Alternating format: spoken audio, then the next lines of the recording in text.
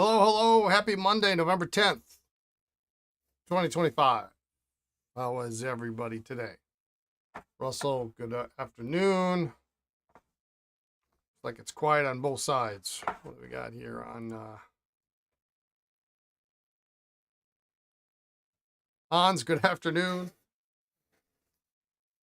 I'm sure it's a busy Monday for everybody, so um anyway. Uh Barbecue. Happy Monday. Barbecue. I love it.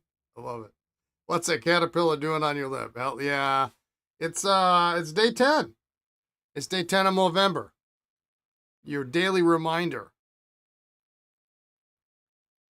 Support men's mental health, suicide prevention awareness, testicular and prostate cancer.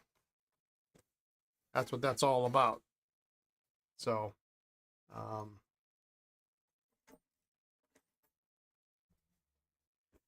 if you are so able and inclined, grow yourself a mustache for that cause. All money raised goes towards good stuff. Nick Penthusiast, good afternoon. Glenn, how are you doing? Just a reminder, is Lisa going to allow you to have the day off tomorrow? No, no day off tomorrow.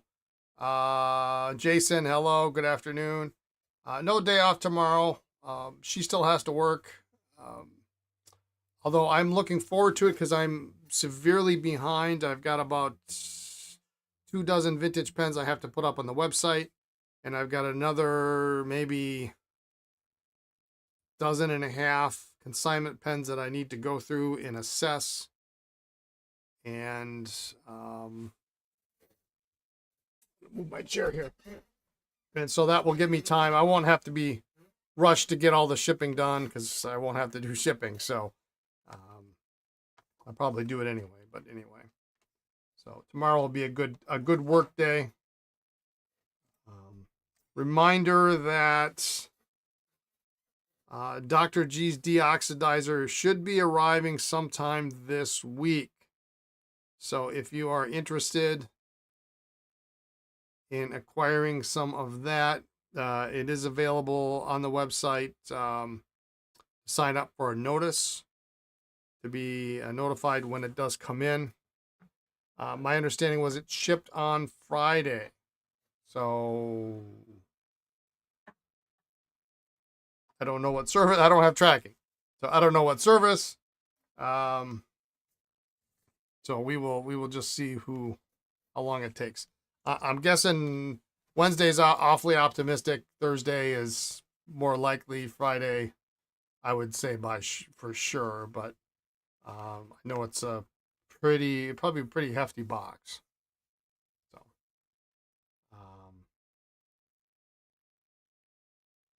your grandfather would have been 119 years old today. Happy birthday.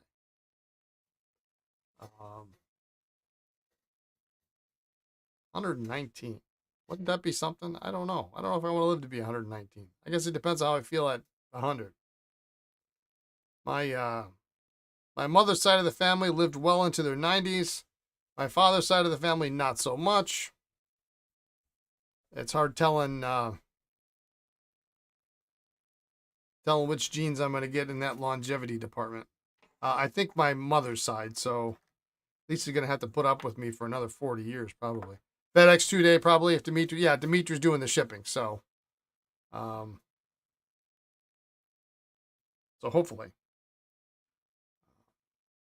I'm just stoked to have it. So lots of cool stuff coming in this week. We got new ink. We got a lot of cool stuff lined up for the next week or so. So I'm pretty stoked. If you haven't seen it yet, the October issue of Pen World has this little article about a couple of people who made a pen company. You ought to check it out. It's pretty cute. The rest of the magazine is so. Didn't see anything that was too exciting in there, but I don't usually get Pen World, so it is the fall preview, I guess. So there it is. What else? Any other business? Yeah, new ink is coming. New ink is coming. Of course, manufacturers are. It's frustrating. It's just frustrating. I ordered it last week on Monday. They haven't shipped it yet. I mean, here's my credit card number. Charge me, ship it. It's not that difficult. I confirmed today I do have an order. What is it? Order acquisition, I guess they're calling it. But they haven't charged me, which means it hasn't shipped yet. But I think it's now officially boxed up, so we're getting close. Actually, yeah, there's going to be quite a few new inks in the next 2 to 3 weeks coming up. So we're pretty stoked about that, including some we have never ever had before, which look good. All right, let's take a look at what we got today. I got a couple client repairs in, so we're gonna tackle those. Not quite right out of the gate, but I thought I would show you this. This was fun. One of my packages came wrapped in map paper.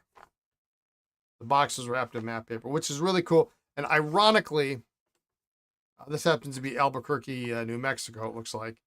On the other side, which I'm not going to flip over because it has the person's name and address on it, actually was upstate New York, where Lisa was from, and her hometown actually was underneath the label. But yeah, it was kind of funny. So anyway, that's kind of fun. I can throw that away. I don't need that anymore.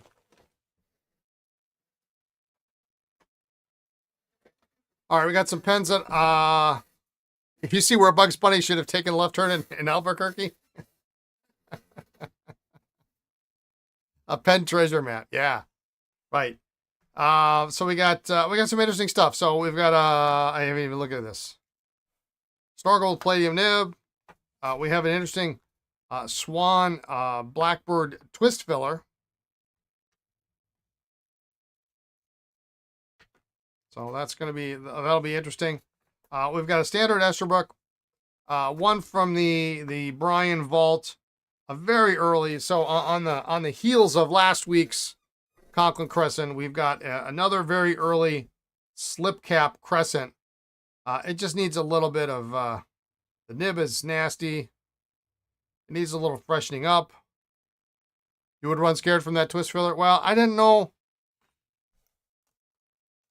It looks fairly straightforward. The section actually comes off, so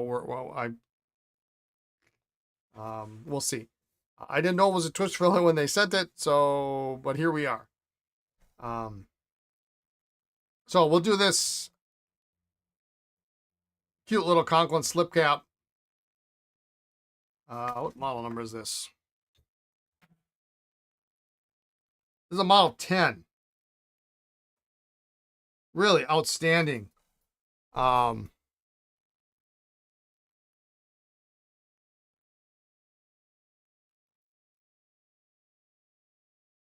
Outstanding imprints.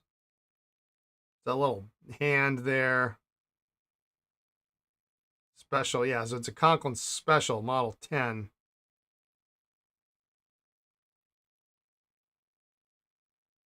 But it needs a good old-fashioned cleaning. We'll throw a sack in there just for funsies.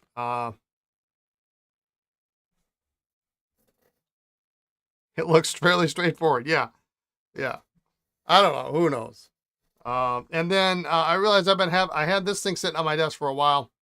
This little platinum butterfly, and I was going to try to see if I could get out this little dent here and make this usable, because I have a client, a local, that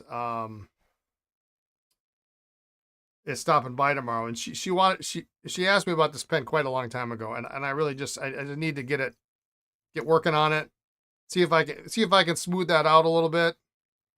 I can get in there with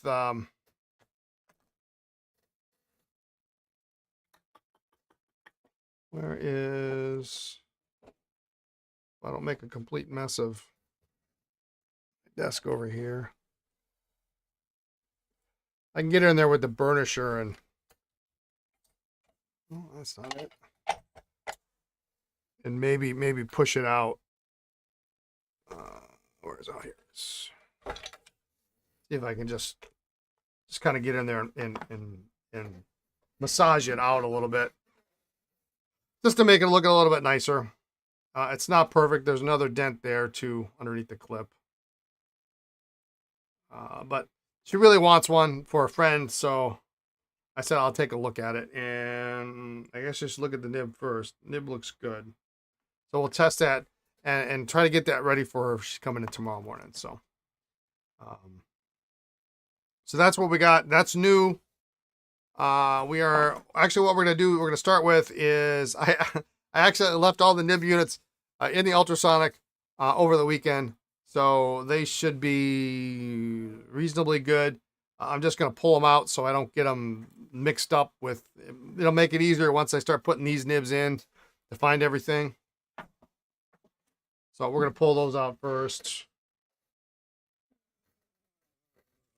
I can find my, well, where'd it go?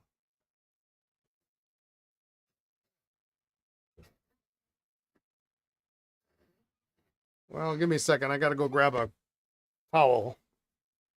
I don't know where mine went.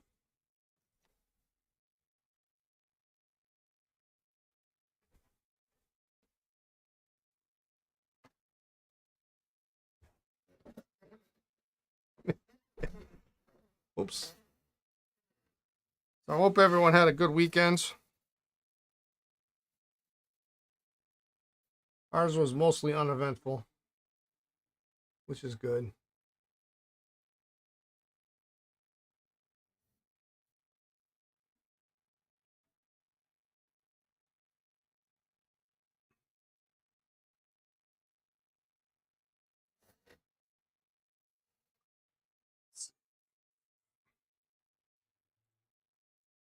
Yeah, I hear the repair seminar was, you did a bang up job. Ross was excited. Ross and I have had a couple of emails back and forth today.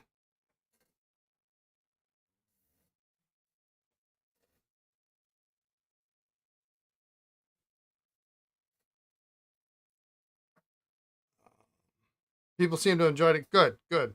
Yeah, Mike Madison sent me a couple pictures, which I thought was fun. If you want to, actually sent me one. So if a picture of you doing your thing. If you want a copy of that picture, I'll send it to you.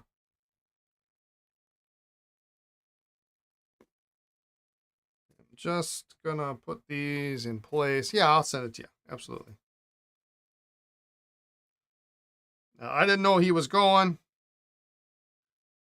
and I'm sorry you had to buy all that extra stuff.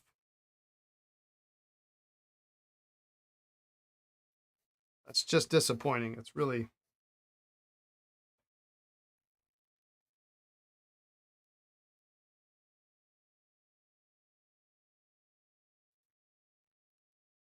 Because it's not like you're going to give the seminar 35 more times.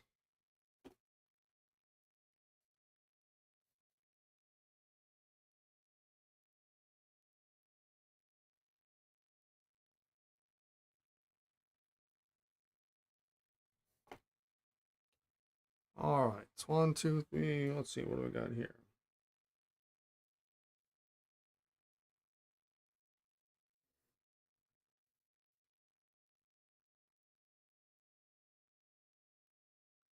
Well, if you end up doing the seminar again next year, I will do my best to outfit you with supplies. Same deal as before.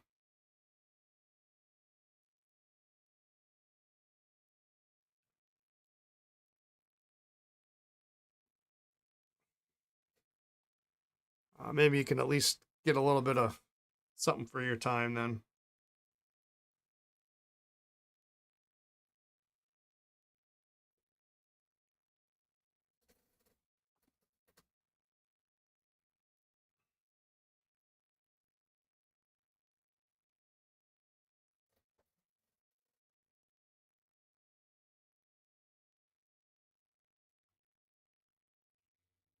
And the problem, the biggest problem is getting the pens. Everything else is a piece of cake.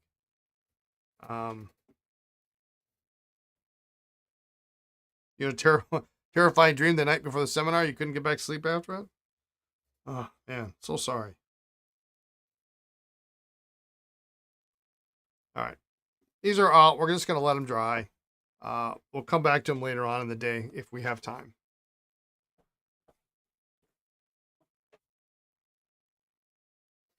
You know, and you could almost say, listen, have somebody bring a pen, but you can't guarantee the quality of the pen that they bring or whether or not it's repairable. I mean, unless you had them send pictures of it to you or something, you know, that would reduce the cost greatly. Could actually build in a couple of dollars for you. In your dream, you were giving the seminar and someone set themselves and their pen on fire with the heat gun. And you had 4 heat guns on the table. You were waiting for it to actually happen.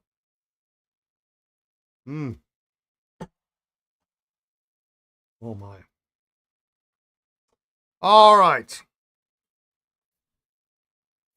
Well, it's over. Ross said it went really well. So if Ross said it went well, it went well.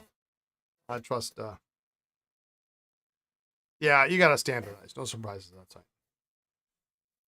You decided to destroy a pen on camera in front of everyone to show the danger of the heat gun. What pen did you destroy? I almost sent you one, but you said you had one, so.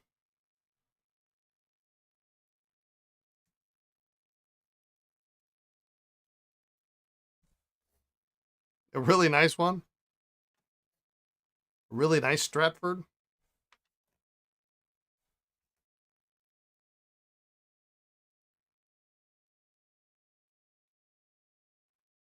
What's the best life that pen could live? Ah.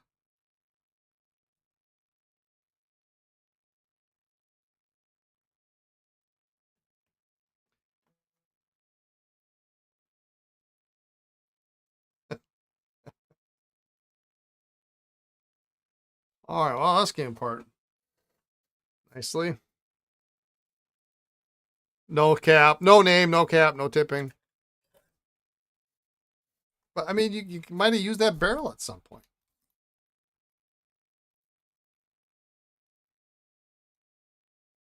The one and only time you used the heat gun on your car, the heat gun caught fire in your hand, it shorted out.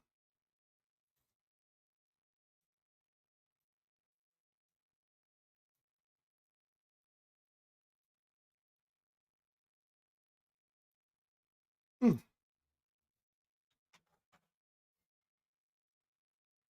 Pearl had a nice banana shape. Reminds me of one year on the way to a show, and I was having some back problems, so I had a um, heating pad, and we're going along, and all of a sudden, I smell something burning, and it's the stinking heat pad. Oh, there we go. So we stopped off at a Walmart. It was about the only thing that was in town. Threw that one away. Bought another one. Hmm.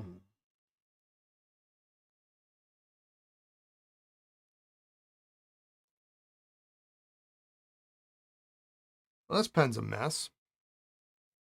Barrel's got a crack in it. Hmm. Somebody had shellacked on. Why would they do that? Why would you do that? Shellacked on the blind cap.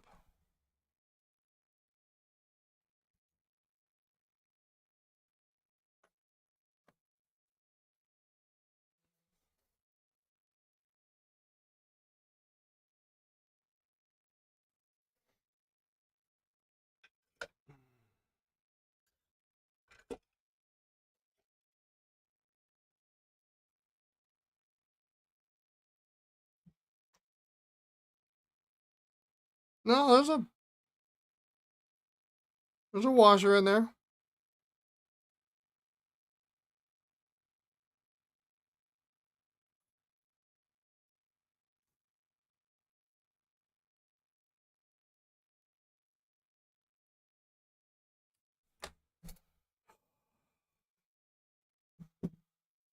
Well, we need a new barrel. So I gotta see if I got a barrel for this. Probably do. You know, I should just look for the dang part now before I go any further. Hang on.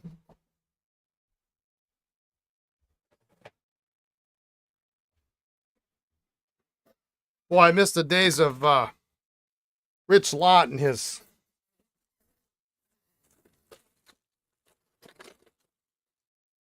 parts bins.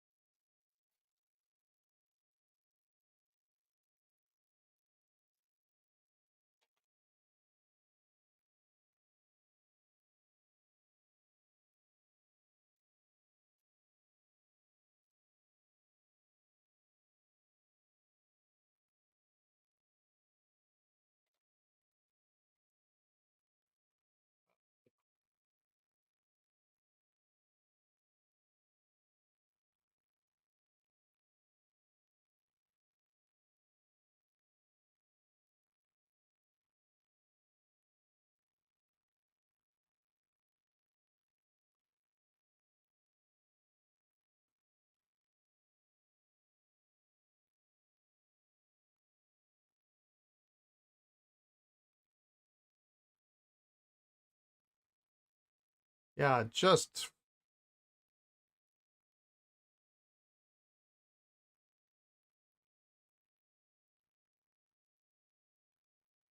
yeah. There's actually multiple cracks in here, so this barrel's got to go.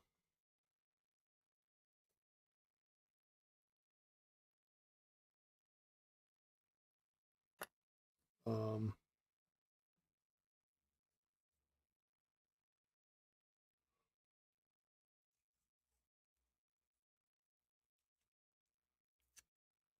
but since it's an extra cost,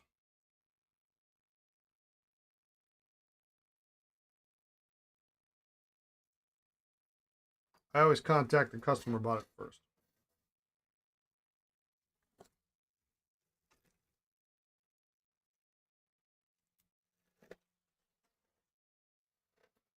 This is going to bump up the price. Now, it's a decent pen. It's got a palladium nib.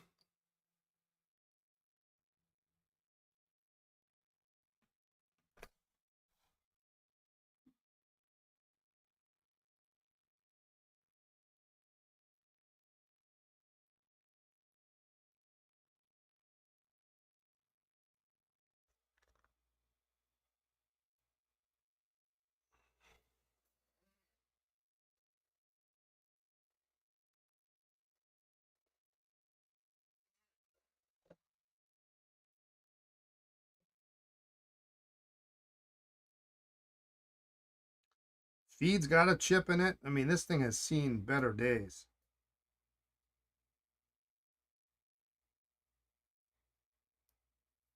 That's not going to affect performance, but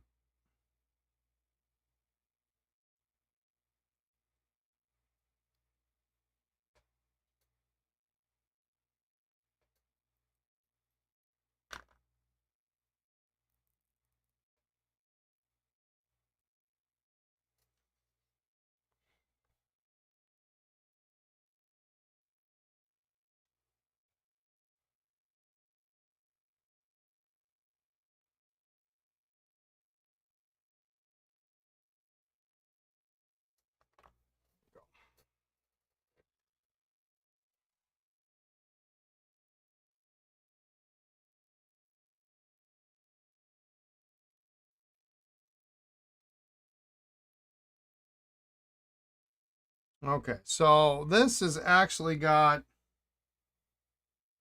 this part actually is in decent shape. We've got the pressure bar here, which slots into the side of the,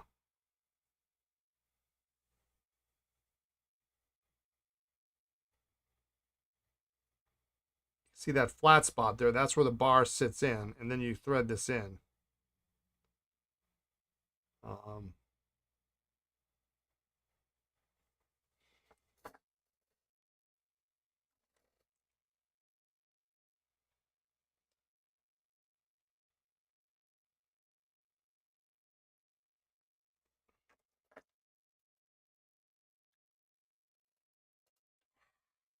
and in there. This Esterbrook hopefully is more straightforward than that.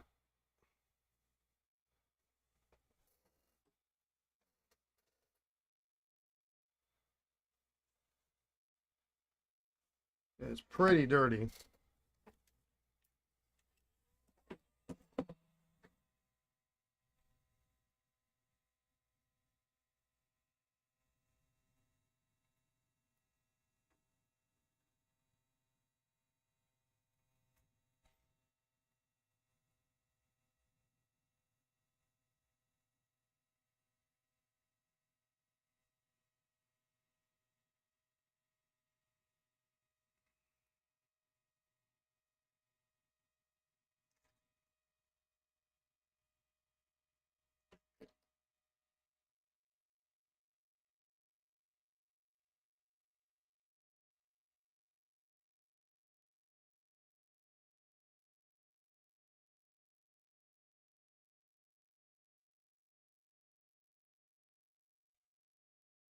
Yeah, I don't know why they would have.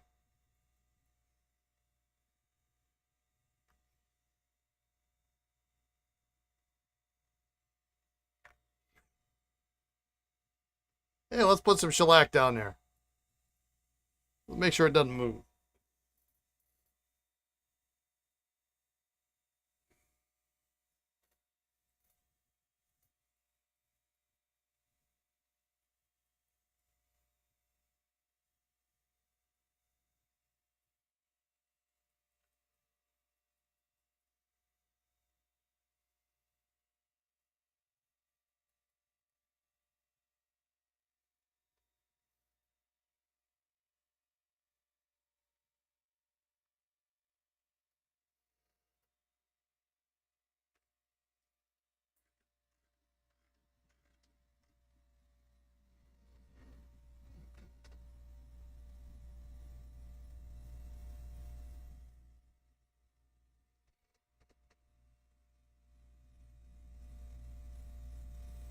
So the weather here today is pretty cold.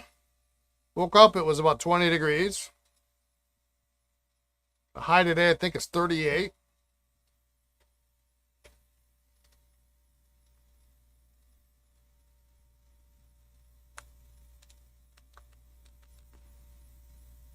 There we go.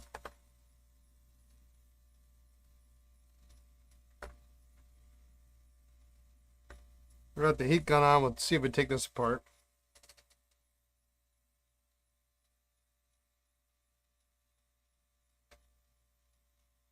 You can have your snow.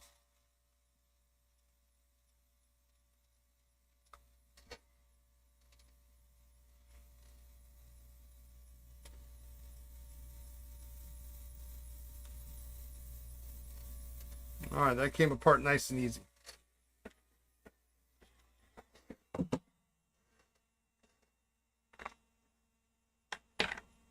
Been raining since last night, Russell. First snow, it's fuzzy. All right. We didn't get any snow. Glenn, you got snow too?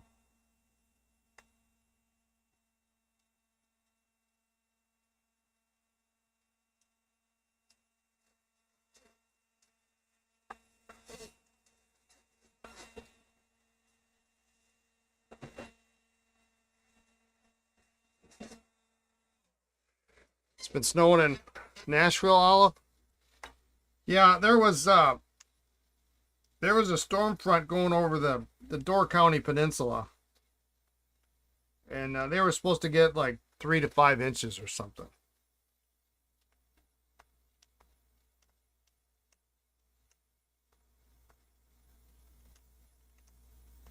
So I meant to call the car dealership today because they've got my car sitting there. And I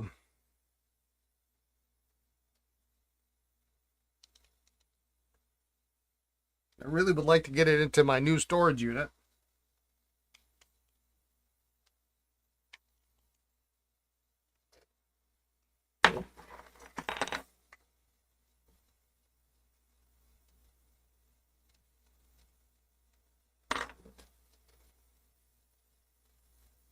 But I got a little behind this morning, so since there's no shipping tomorrow, I'll call them tomorrow.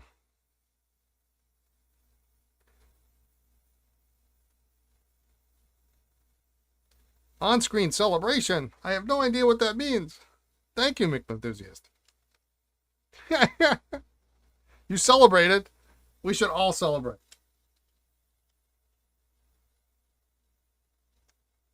We'll learn together because I don't know what that meant either.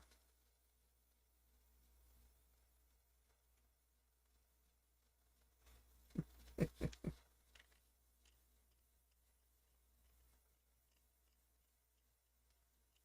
one of the reasons I watch Brad Dowdy because I had no idea what I'm doing here. All right. I didn't even look at this nib. Is this the right nib? Oh, yeah. It's a Conklin 1.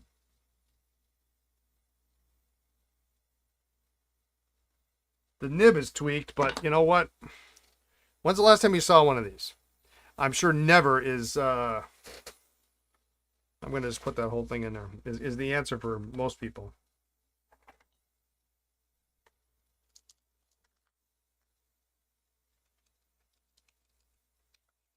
One of the ski resorts there is planning an opening on the 21st. They have 100 plus snow making guns going. Okay, well, I mean, you know.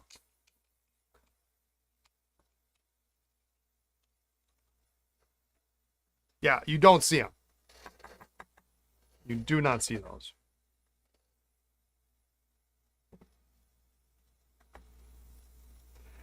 Hey, look, I'm going to use my new Hans recommended alligator forceps.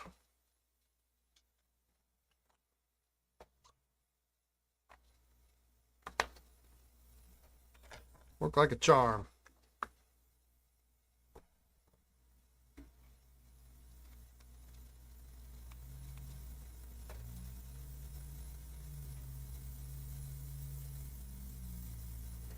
I don't think there's anything in here. Yeah, I saw this pen. I have to have it. It's super cute. It's super cool.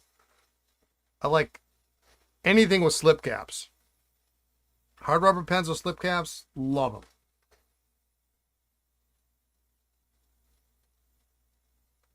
So what I'm wondering is, I've got to be able to get this out.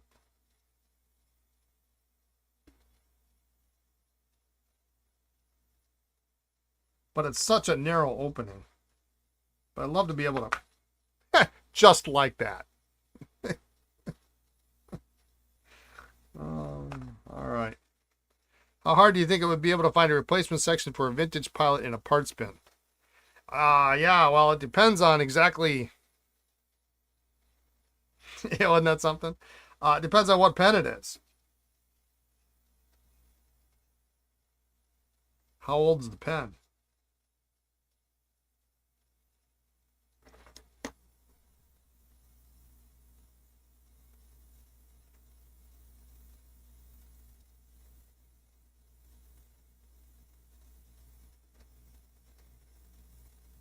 Is there a difference between lever, crescent, button filler, just interpretation of the same technology? Well, so crescent is very similar in form to a lever. They all use essentially they all use a bar to compress a latex sack. Okay, so lever requires you go perpendicular to press down on the bar to squeeze the sack. Crescent takes a little bit different approach in that the crescent is the bar. And so when you push it, it pushes the whole sack flat at once. So it's actually a little bit more of a efficient method. Button is the same idea, except the pressing mechanism is not on the side of the pen, it's on the end of the pen. And when you push the button in, there's tension on both ends of the pressure bar. So instead of being shaped like a J, it's a straight bar. It causes the bar to bend, and then there'll be a second piece of metal that will come out and compress the sack. Usually with the button filler, you can get one stroke compression and it fills in one stroke.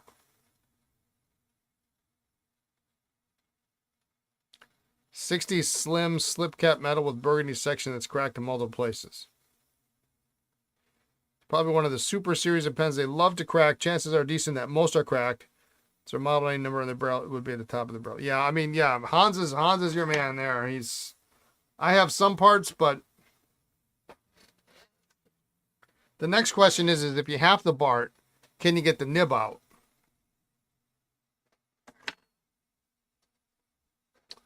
And that's the real problem. Well, so this had purple ink in it, which is kind of fun. I love seeing this kind of stuff.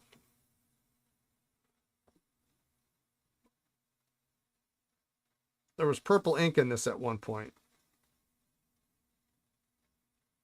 So this pen is fairly early for a crescent.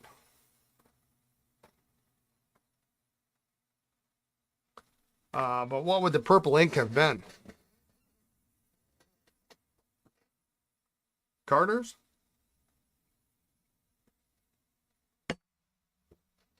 Diamond ink, maybe?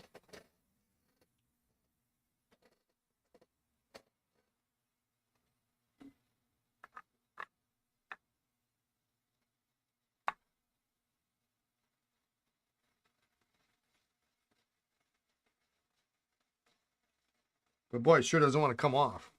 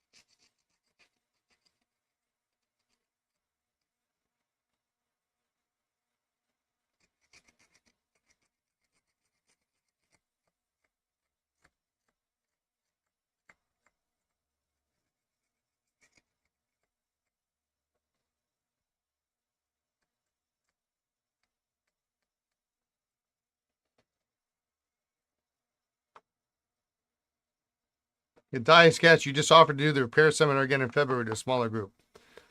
Yeah, I'll double check. I think I might have 7 pens left.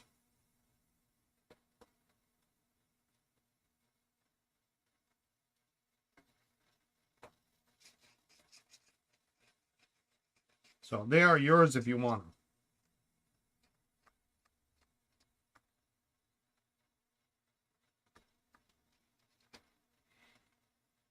And if you want them early, and you just want to take them all, and that way you can just limit your class to however many pens you got. You're welcome to have them now, and then I'll just, we'll square up on the rest of the stuff later.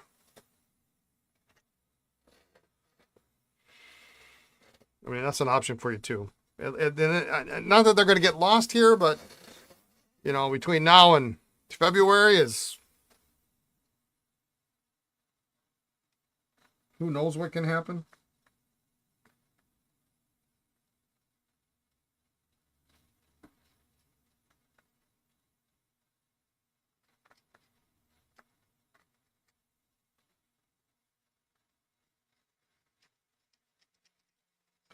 Well, it seems like a really strong purple ink in here.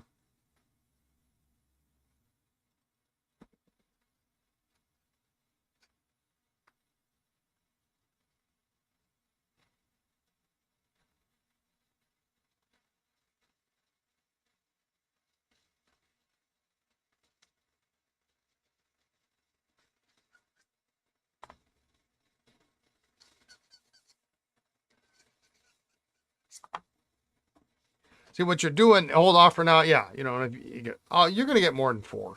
I'm sure of it. You're just making it sure that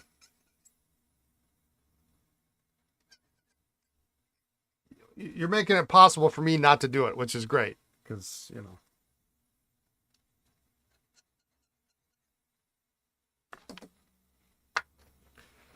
I could do it here too. It wouldn't be the worst idea for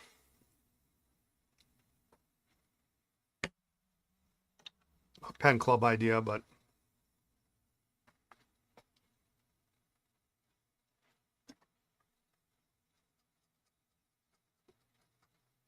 I contribute. I won't say I contribute enough. I contribute a lot to the local pen club, so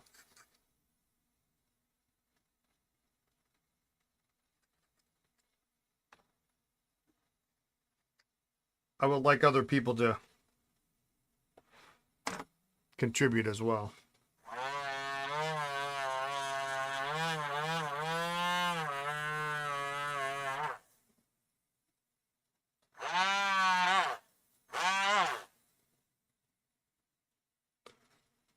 You may not. It's a small group, and 2 of the regulars came to your seminar. Okay. Well, offer is always open, my friend.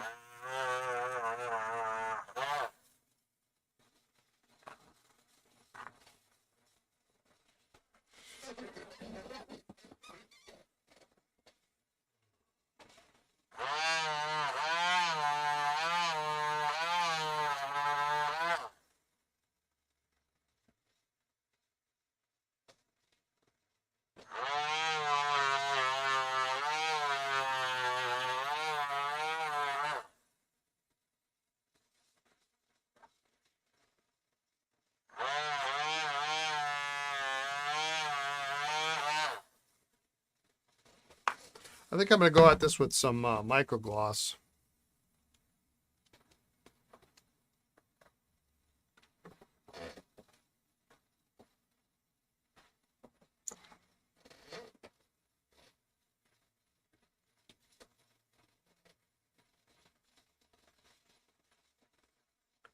Maybe next time you have it, I'll come down.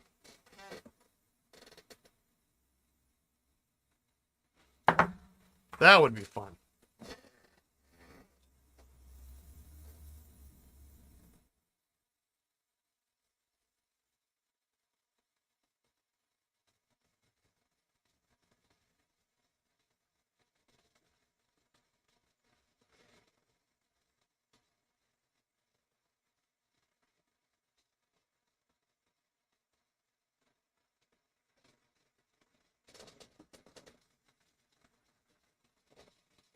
Speaking of microgloss, everyone was shocked to get such a nice thing of polish in the kits. It was a big hit. Good. You know, it's usable, right? You know, I mean, it's cool to have shellac and talc and all that stuff, but if you decide that it's more trouble than it's worth to fix up your own pens, at least you got something that you can use, you know, on your modern pens and.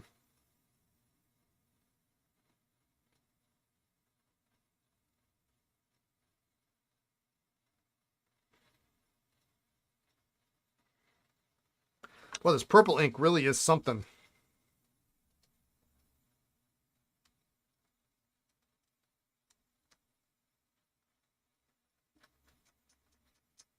Something else. You know what I should do?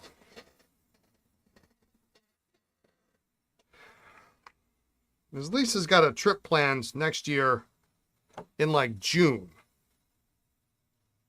Maybe that would be a good time for me to take a road trip.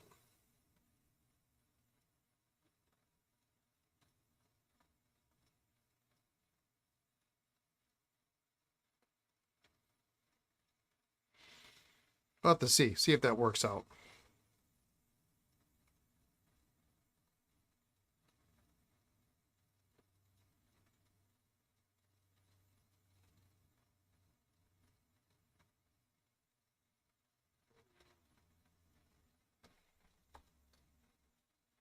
Waterman made a scented purple correspondence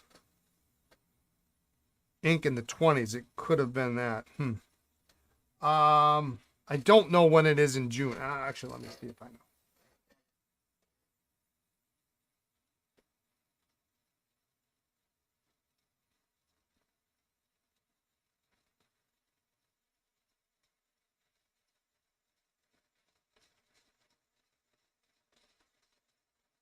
No, Lisa hasn't put it in the calendar yet. I think she's got her tickets. Triangle pen shows in June. Ooh. That would be too good to be true if that worked out.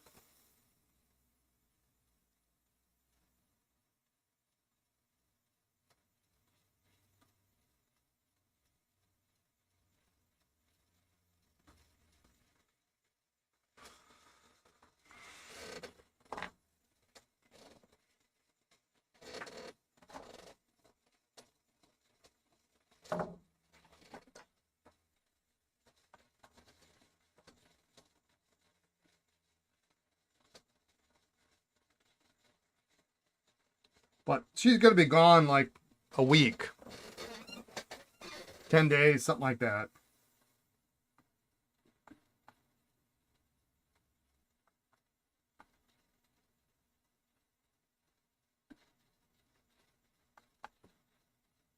Not that I couldn't go any other time, but.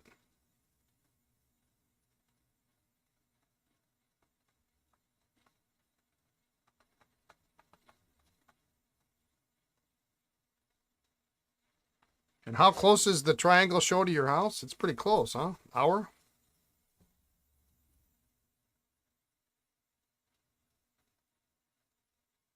Give or take.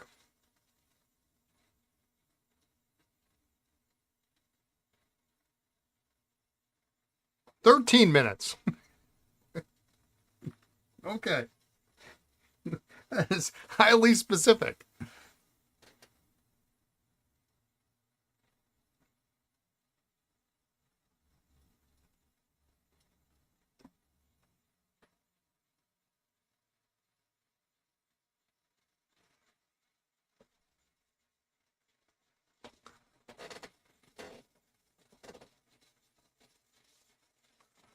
All right, now I got to look up when the show is.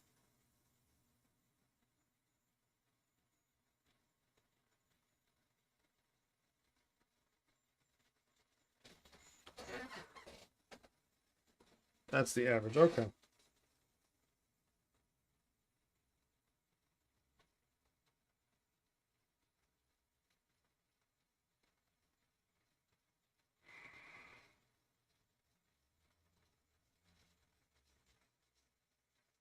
So this only has an imprint on one side of the crescent. I don't think he has a contract yet.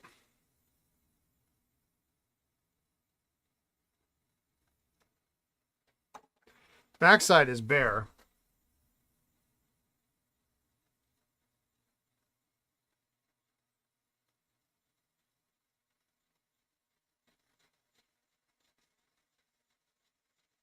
Crescent filler. And then it looks like it says G trademark and followed by maybe a B.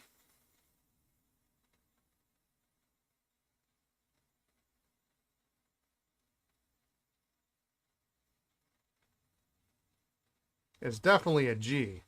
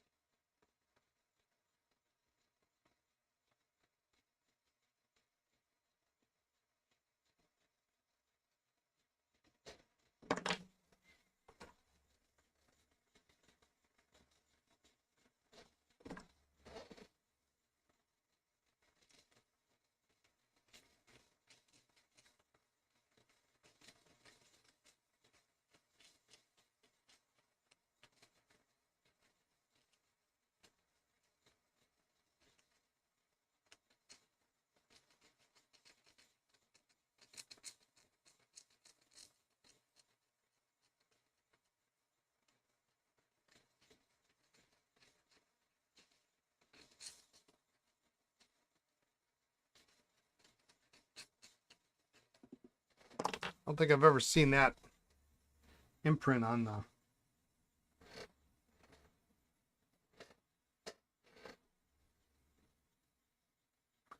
crescent before. But again, not entirely my area of specialty, so.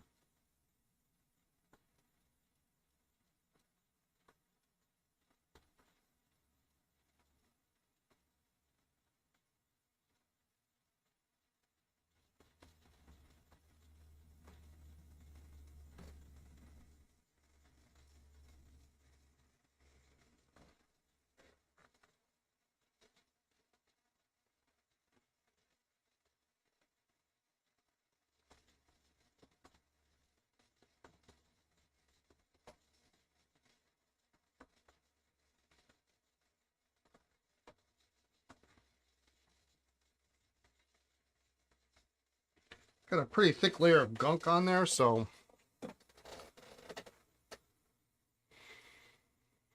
and the plating looks very thin for the gold fill.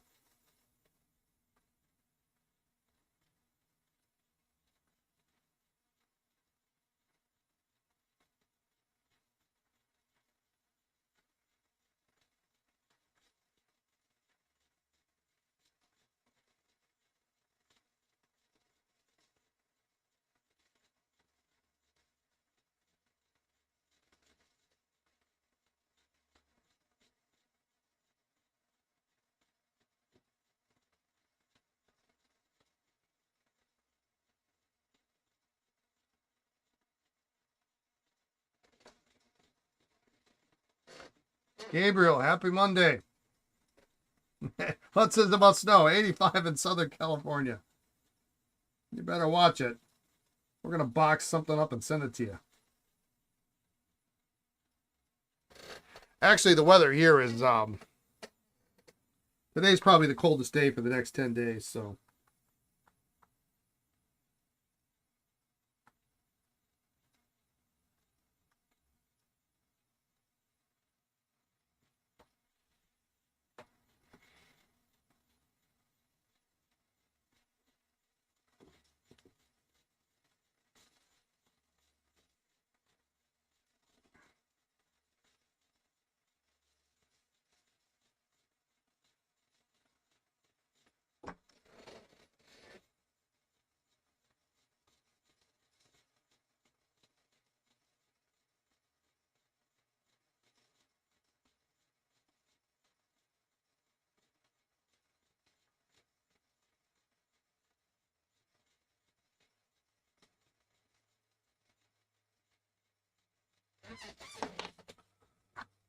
All right, I think this is probably as good as I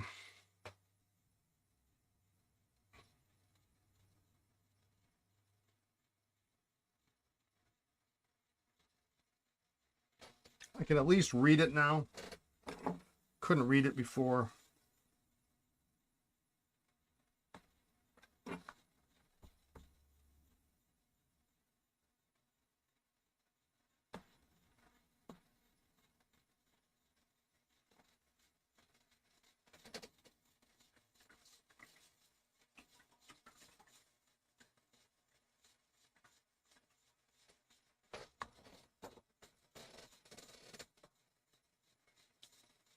So it's got kind of a little bit of a bronzy look to it. But that's okay. It was pretty brown for.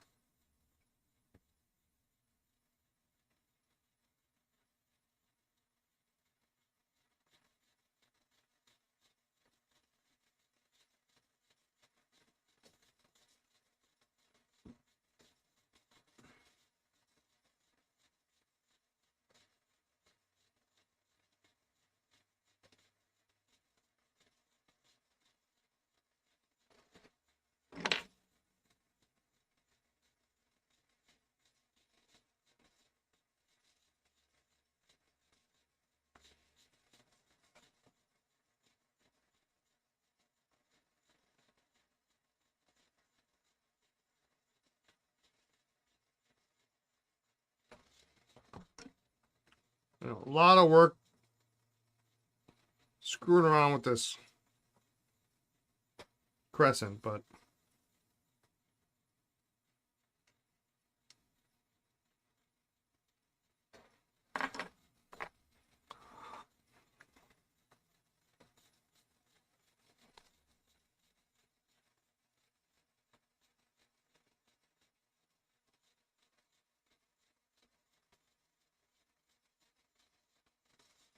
a little bit of wear on the R and the E.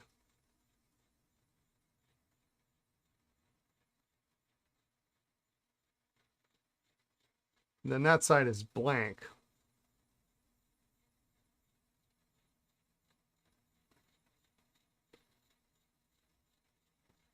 But that should be good to go now.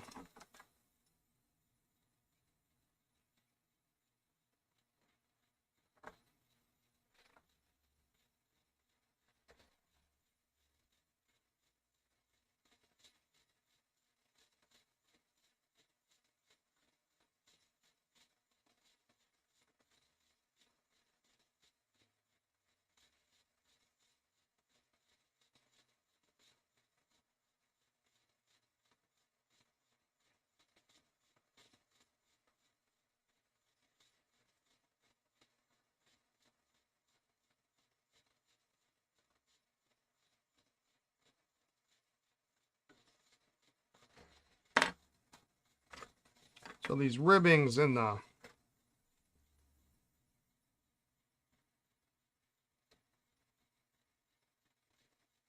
crescent just get filled with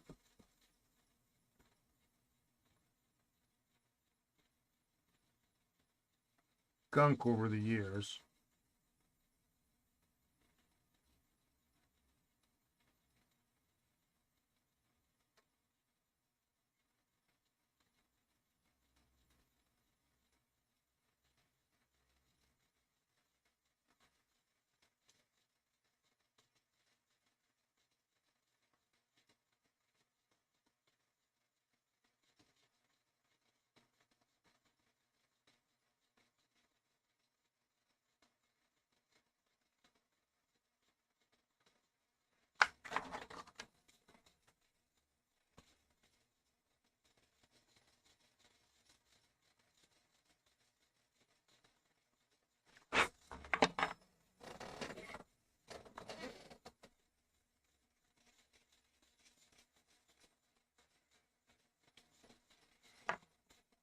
And it's probably, a lot of it is kind of disgusting as it sounds. It's probably,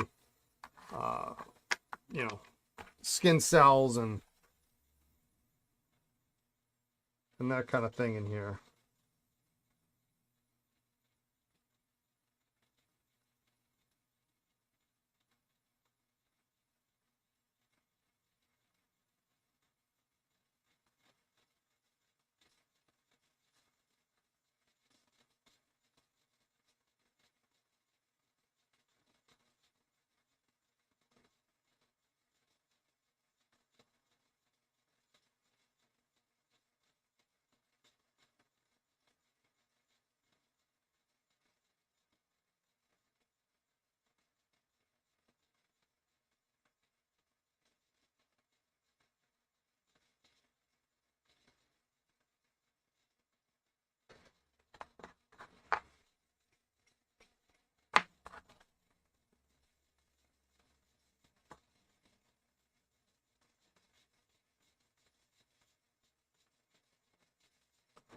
Some of it's kind of sticky.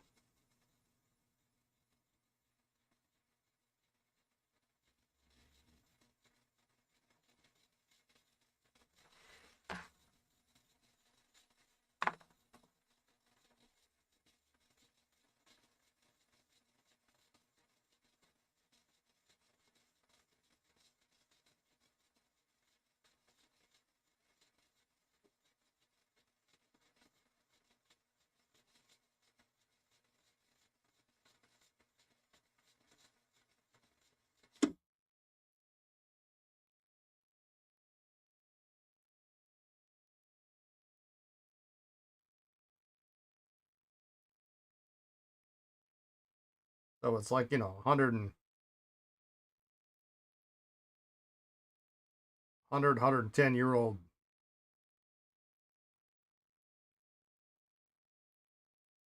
dead skin cells. I mean, it's kind of gross to think about it that way, but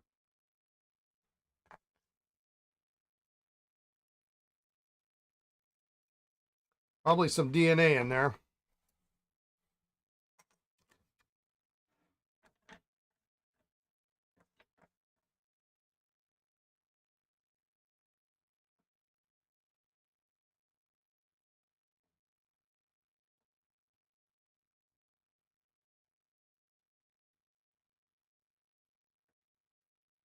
Terry said triangle show June 4th through the 7th. Okay.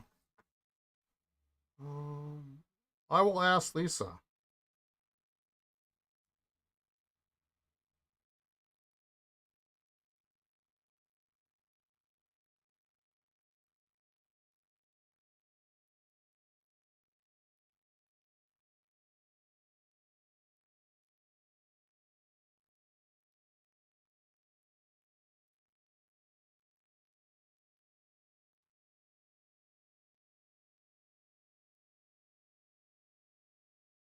I know this is terribly stimulating stream today.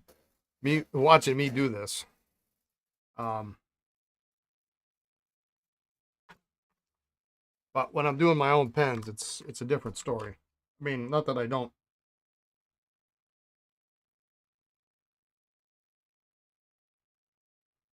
They're going to be a little different than what is normally on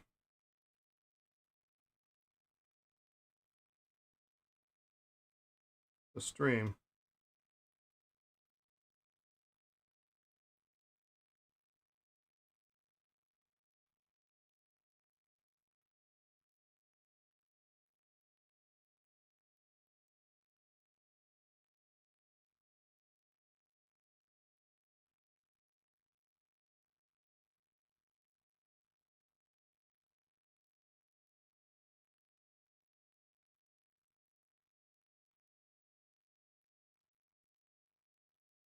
It's just one of those little details that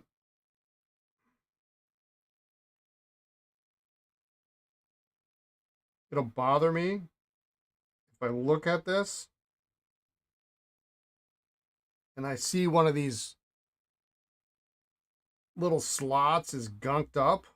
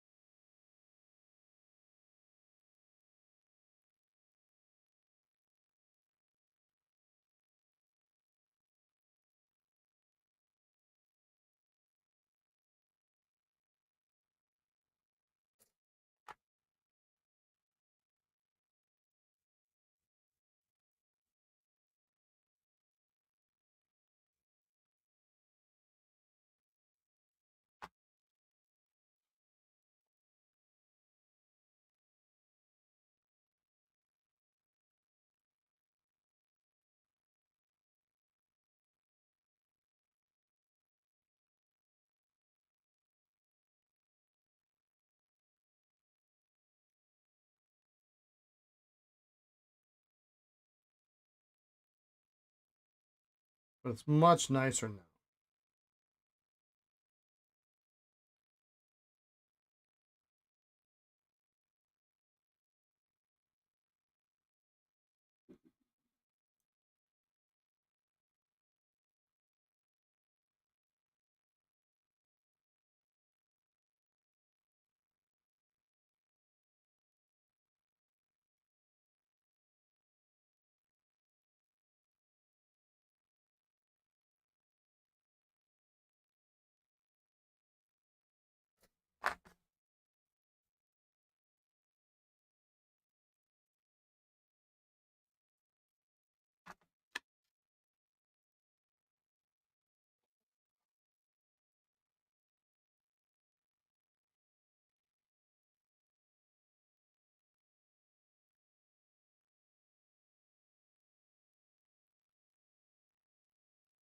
All right. That looks good.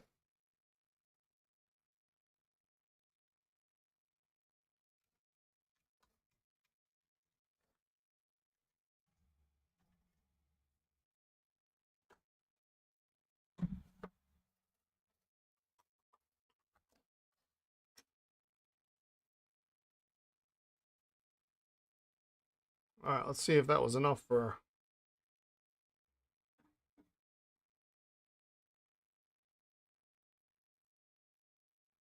So we really need to knock that nib out, but it's got a subtle taper to it, which has me concerned.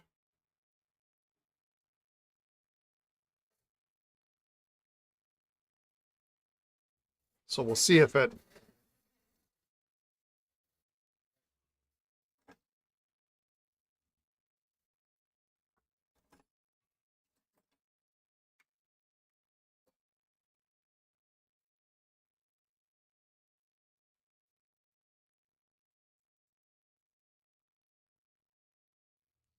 See if there's any problems with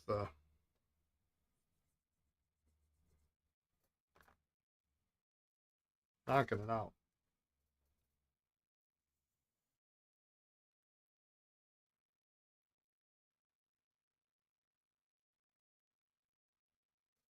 All right.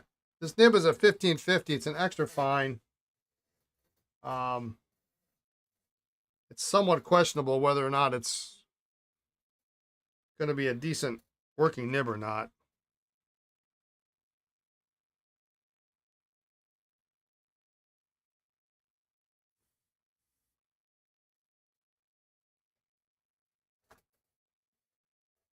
Swan nib looks good.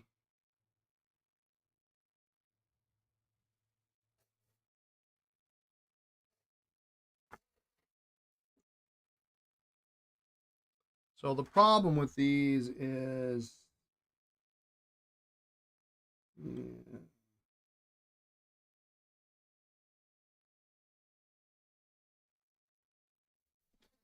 I need a hole that's in between this and this.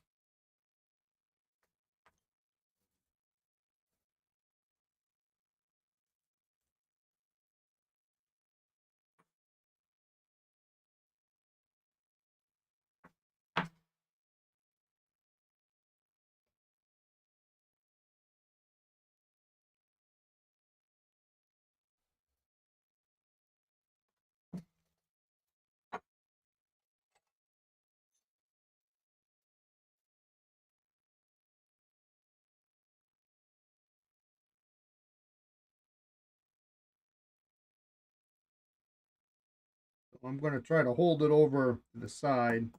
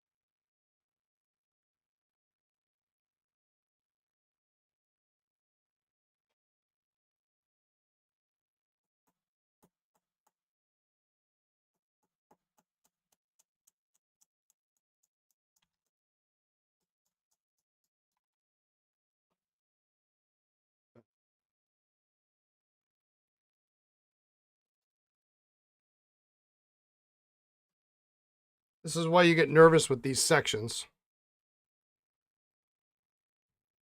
They're very thin, and they have such a huge taper to them.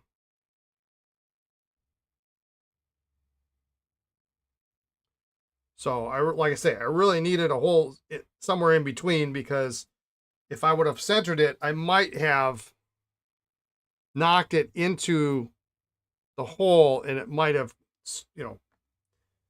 Best case scenario, scratched. Worst case scenario, cracked.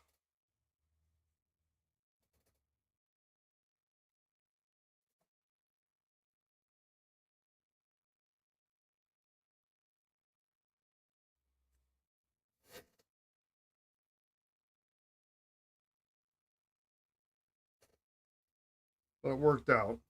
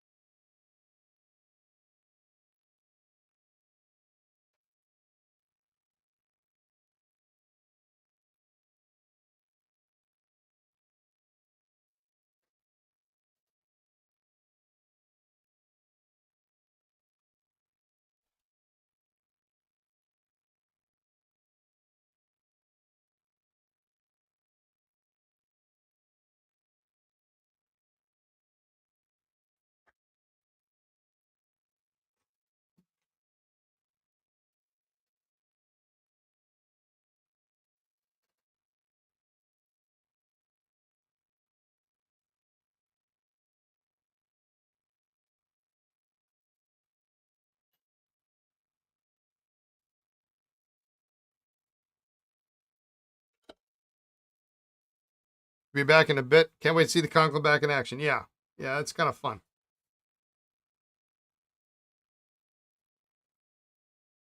So yeah, this is this is what was under the in the feed. So it's really a deep, deep channel. It's probably going to flood like nobody's business. Um,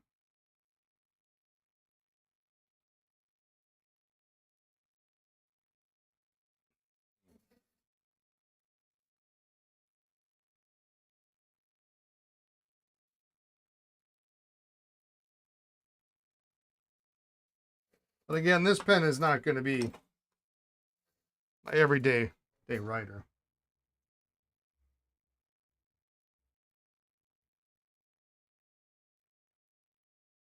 All that stuff on there.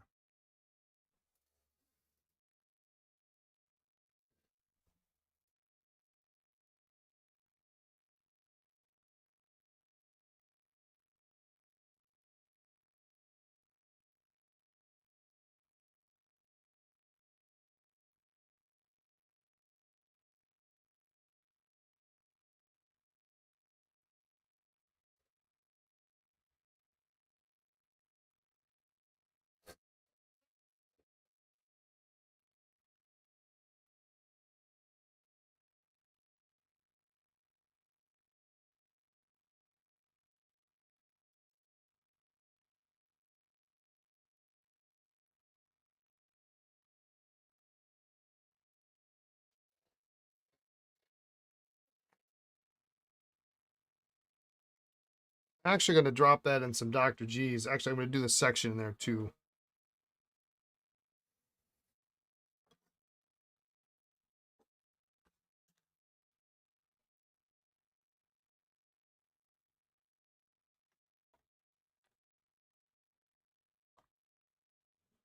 There's a little bit of kind of some sheen on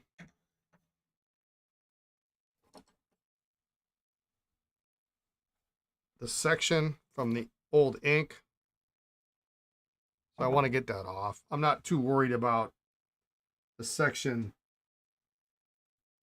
ending up a little matte. I don't think it will be. We'll take it out pretty soon.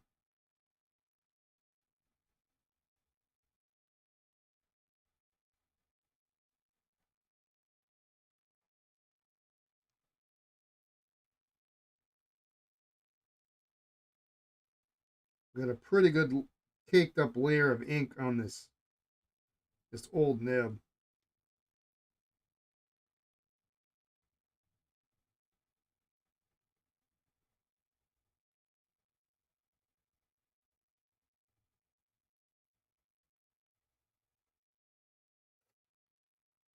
I don't know if it's been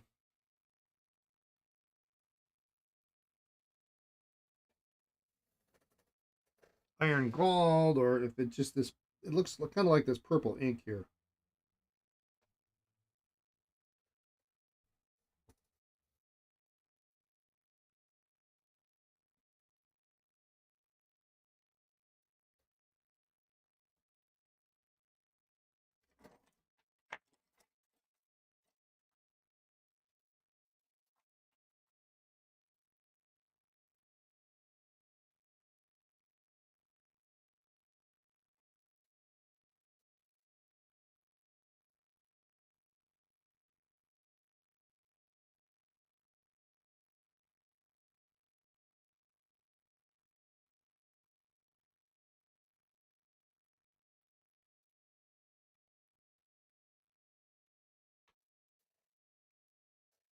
The front of the nib is so caked up you couldn't even read the fact that the nib is a number 1.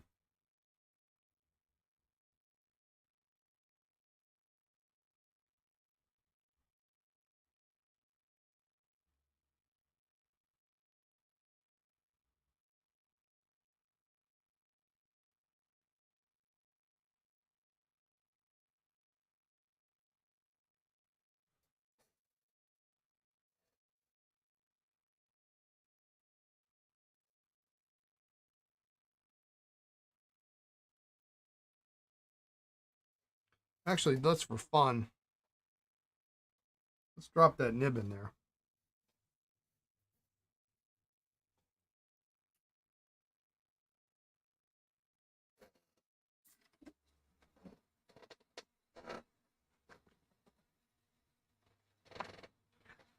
There's your spacer before I drop that in the ultrasonic. I want to clean off these barrel threads because it's pretty messy.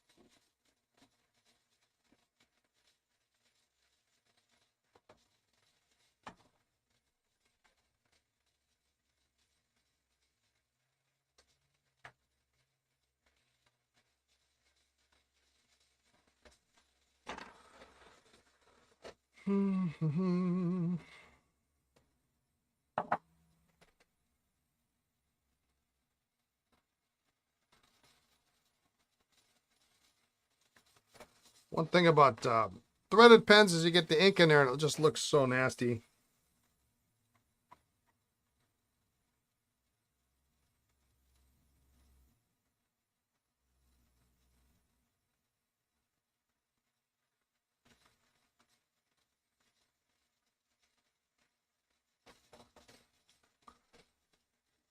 A little micro gloss in there should clean it up nicely, hopefully.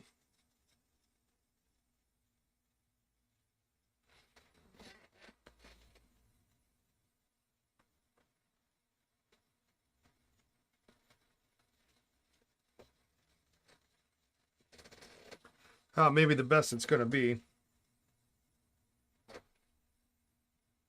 But it's kind of a dark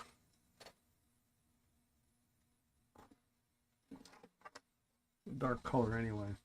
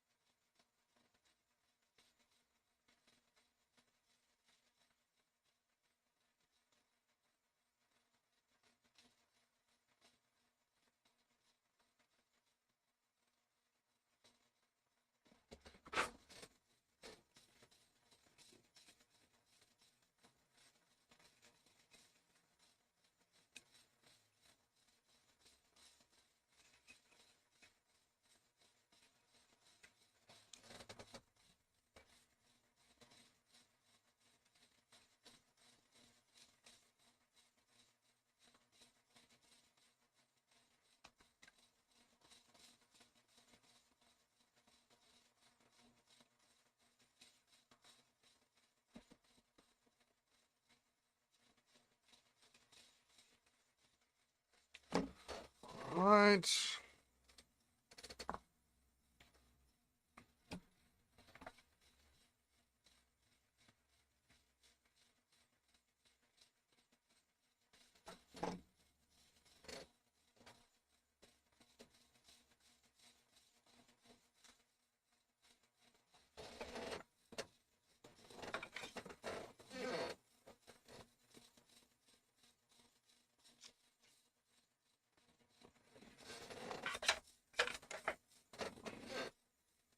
Nope.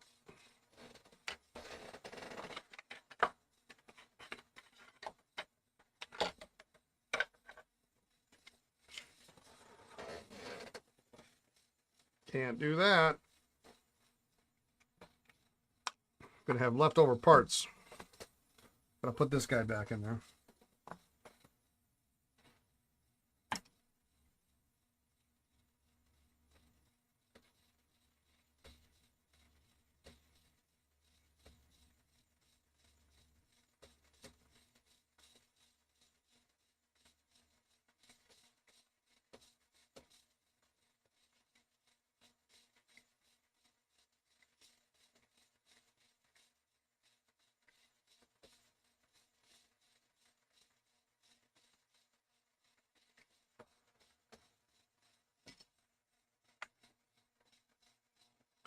It won't work properly. It's a little not bent quite right, so we got to bend this bottom part down a little bit.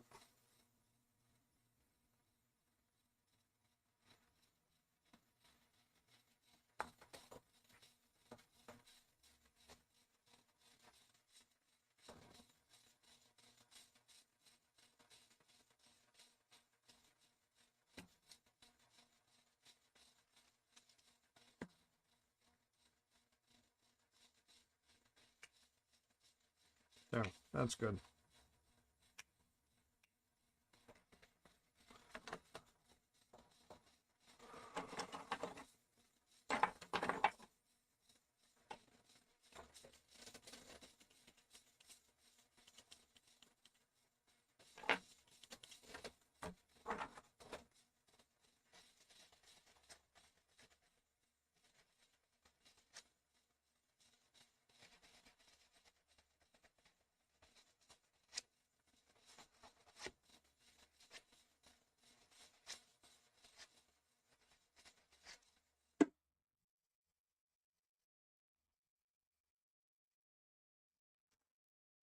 All right, that's good.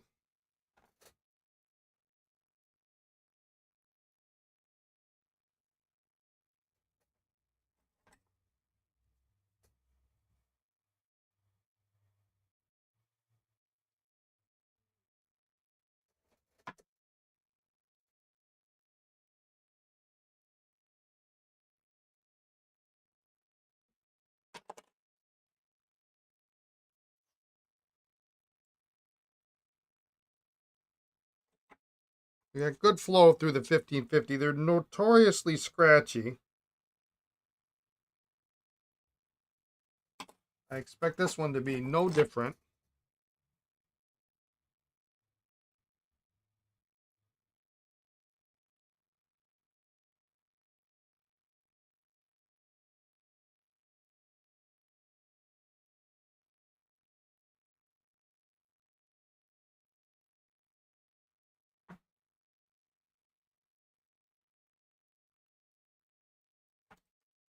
But maybe we can tune it up.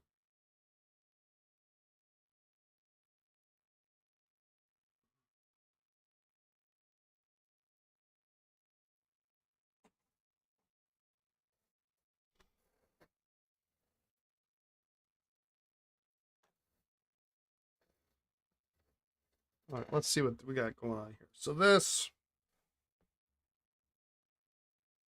operates, you take the blind cap off.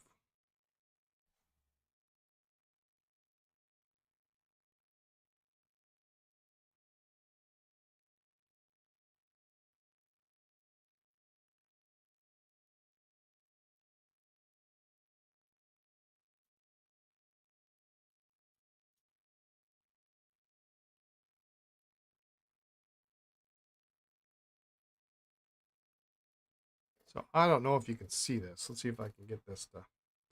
So you've got a metal, the end here, you've got a metal turning rod. You've got a standard kind of pressure bar in there that sits in that rod. And when I turn this, if I gotta hold it down in place, you can see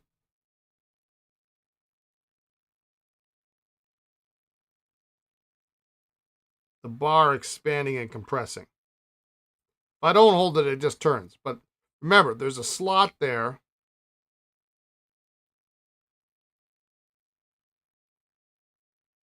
And then that's what makes it work. So thankfully, this part works. But we don't have to take it apart.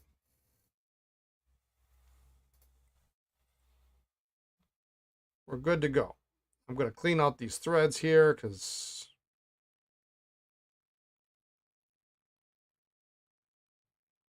make your life easy, clean them out.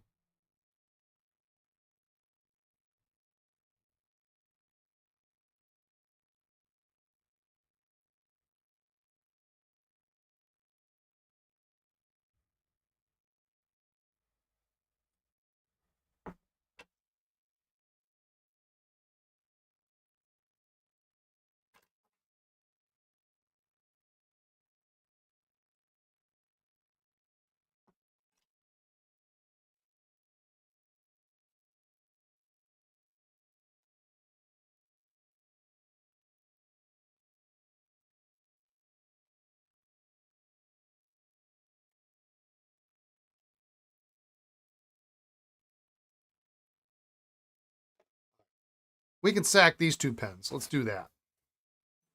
Then we'll look back at the Conklin. Snorkel's going to have to wait till tomorrow.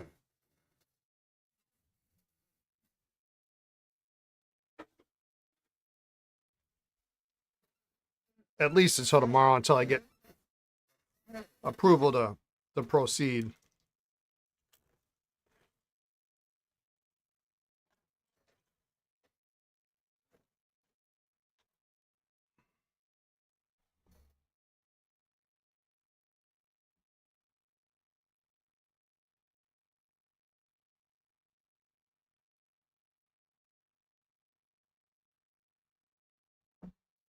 Looks like 16 will be good there too.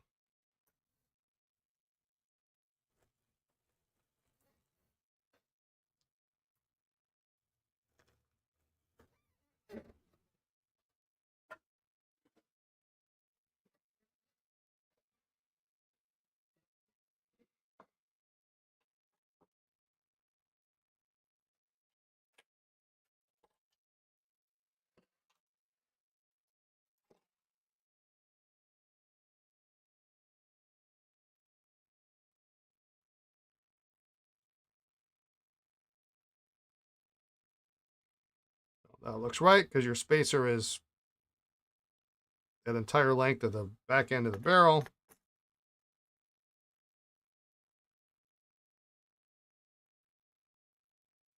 Sometimes these sacks are deceptively shorter than you think they should be.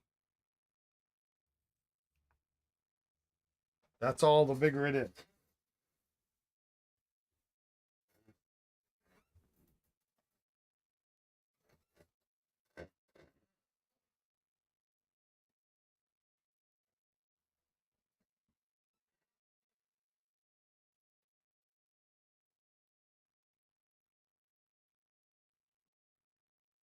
Can you make it longer? Absolutely.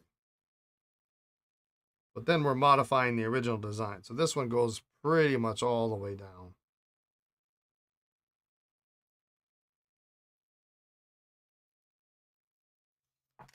Oh. Fix that in a minute here, but I got my finger on here, so.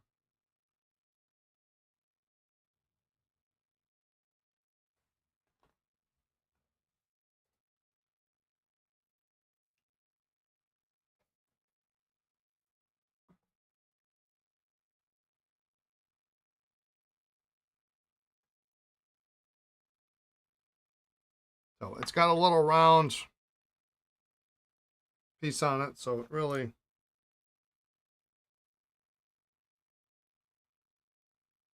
kind of drop. It kind of it's almost impossible to not get it in just by literally dropping it in place.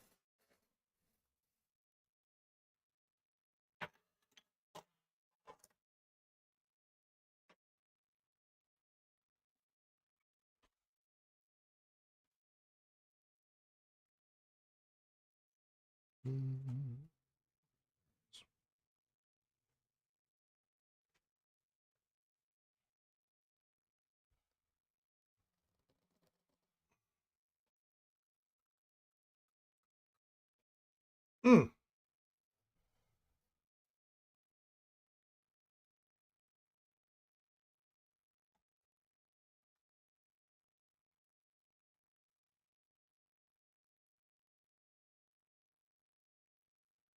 I think the owner of this Esterbrook is looking at some other nib options, maybe some osmoids or something, but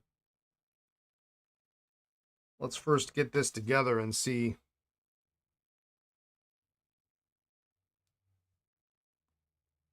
how good it doesn't or doesn't right. How well, I should say.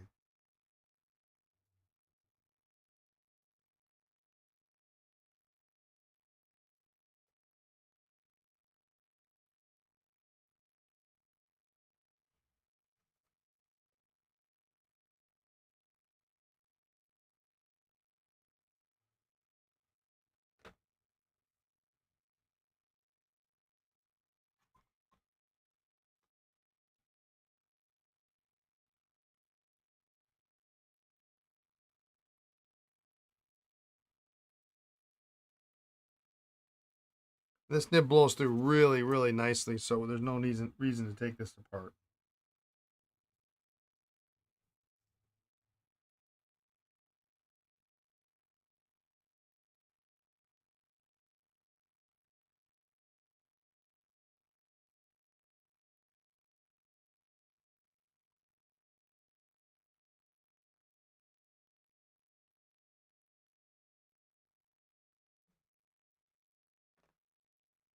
Okay. Those two will finish up tomorrow. Let's take a look at how the parts are doing in the Dr. G's here.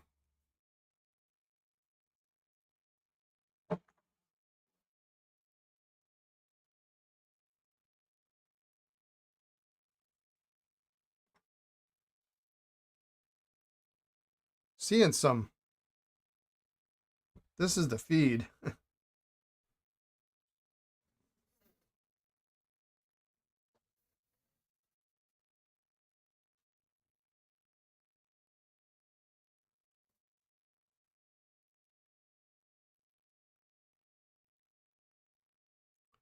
My hope is that the Dr. G's will soften this up a little bit because it was really kind of crusty.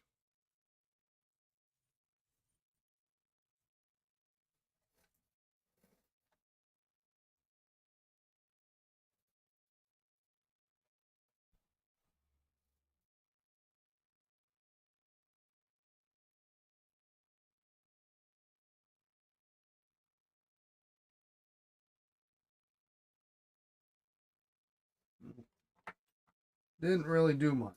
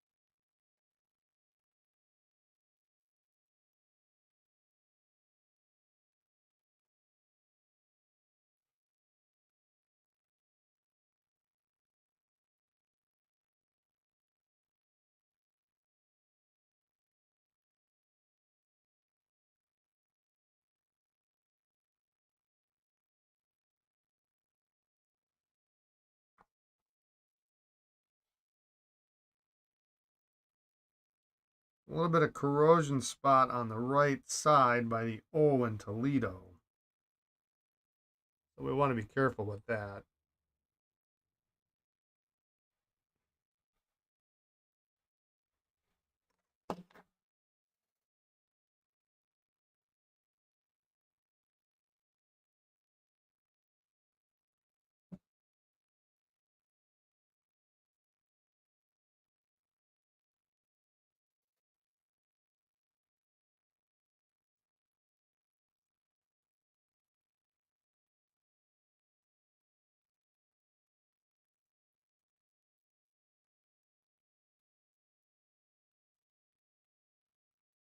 Cleaning this out is just going to make it easier to get that. It's a pretty tight, going to be a tight fit.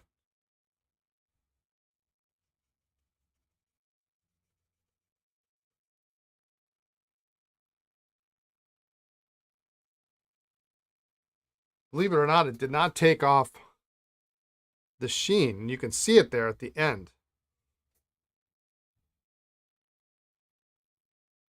And that's from ink that's spilled over onto it.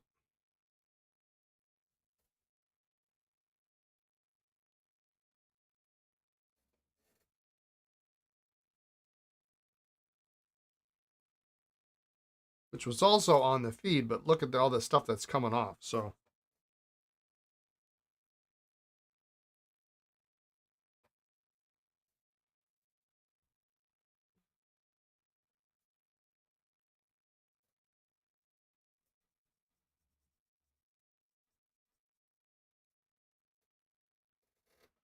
and I'm being hyper picky here, but here's the bottom of the feed too. So, I mean, if I'm going to do this, I want to, you can see the color change. It's just drastic.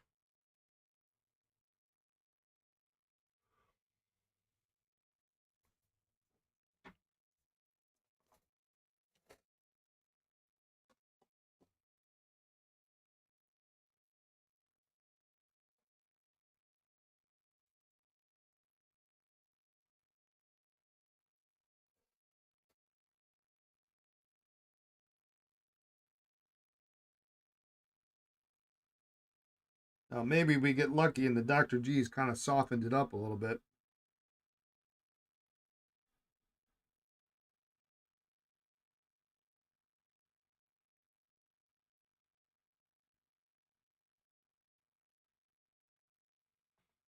But you can see how the purple's coming off now.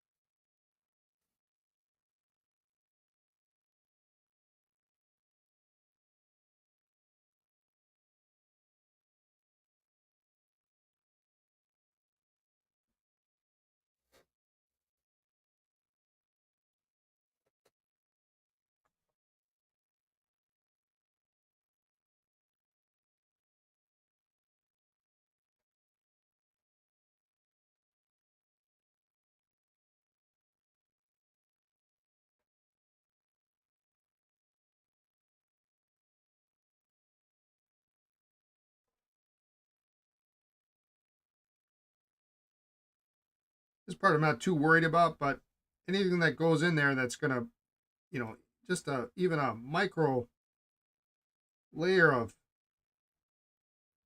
ink or anything can make it that much harder to get your feedback in the section.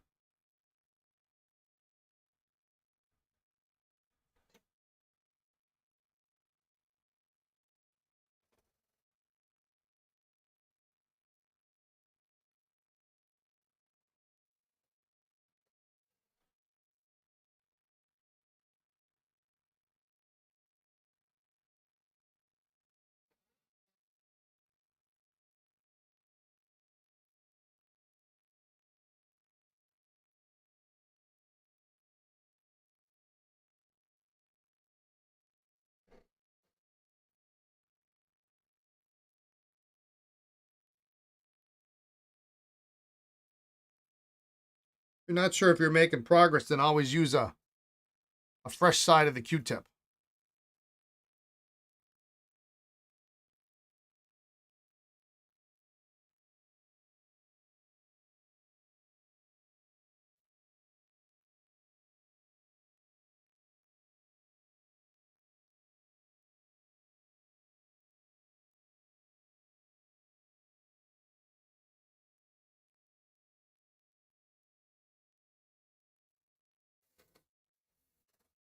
And Q-tips are cheap, so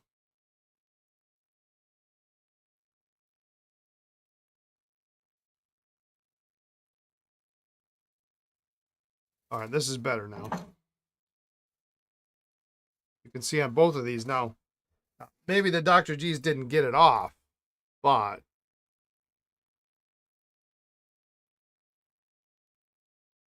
you don't see that sheen on there anymore.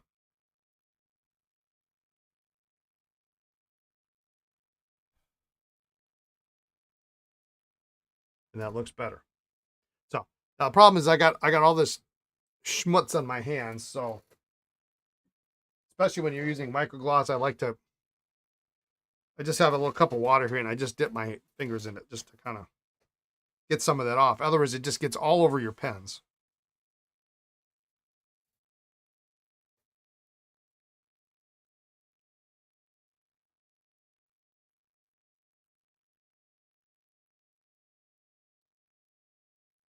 No matter what kind of polishing you do, it doesn't. It still keeps getting dirty because of your fingers. So that feed looks really good now.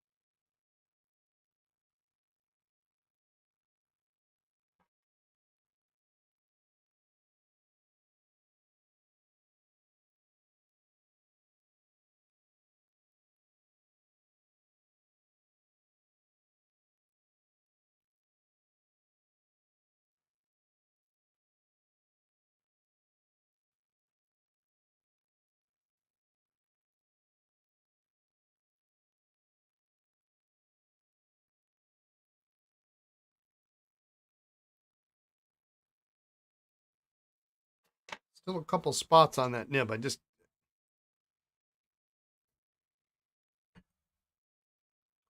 want to get clean, then we can assemble this. I mean, we're really close.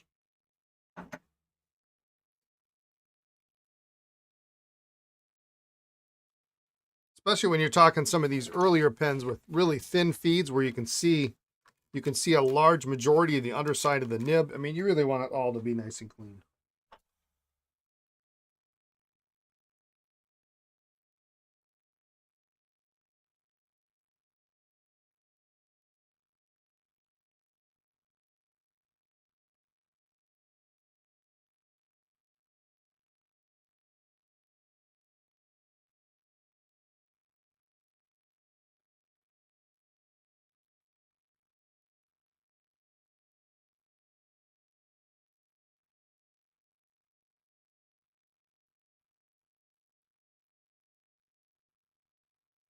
There we go. Look at that.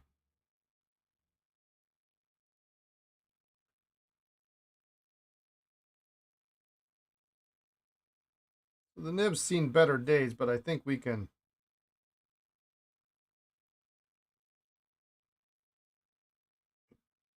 probably get it right and okay.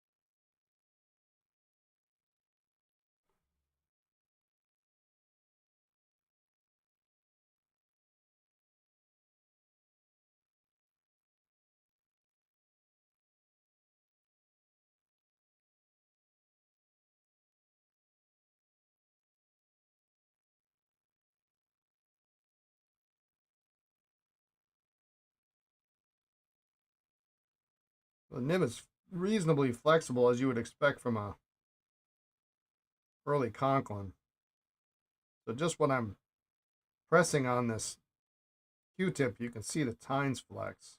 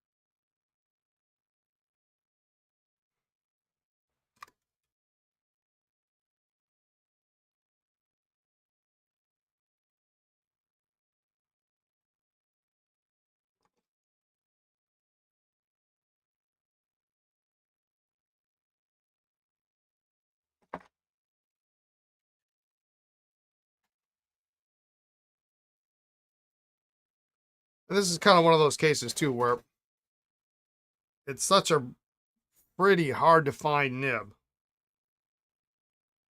that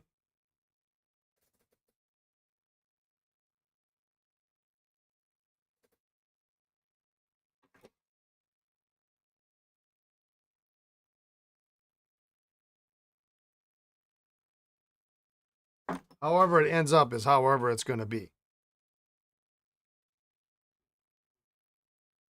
Because, you know, you don't have another one of these in your parts bin. But now we can see it. um,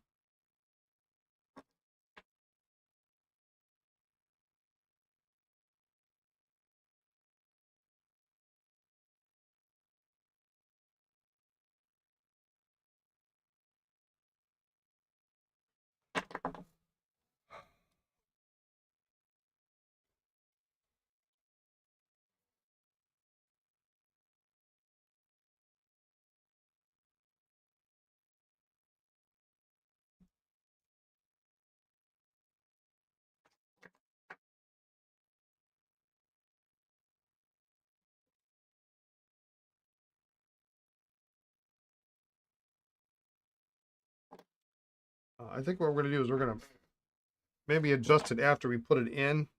The tines are kind of like this. There's a little bit too much of a little spacing in there, but it's so small.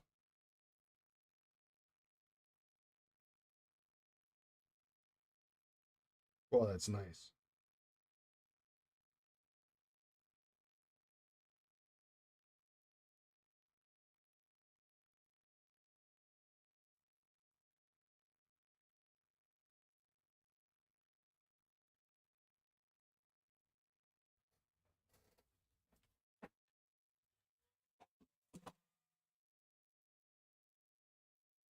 Everything else about it is fine. So once we can get it, you know, at least then we'll have something to grab onto. I'm just going to heat this up a little bit. I know it's a lot of work.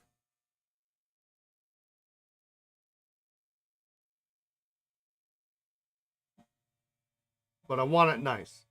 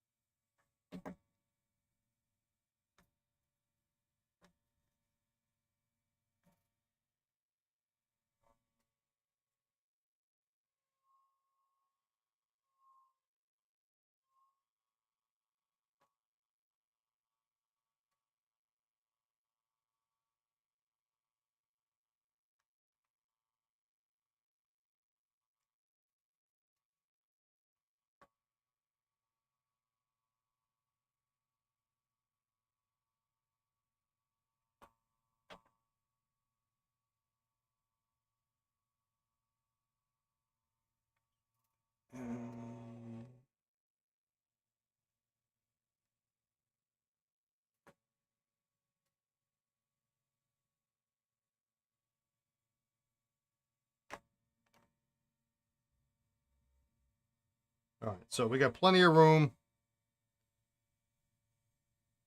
I've got this nib out a little bit further, but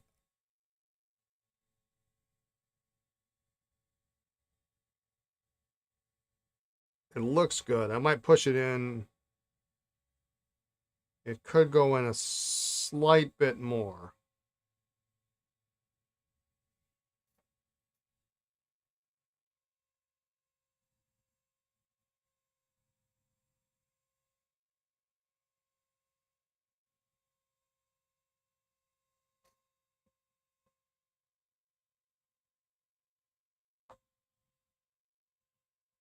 Okay, that's it. That's all I'm going. Now you notice I didn't use pliers. That looks pretty good. That looks pretty good. Just going to use it by hand because it's so thin at the end of that section.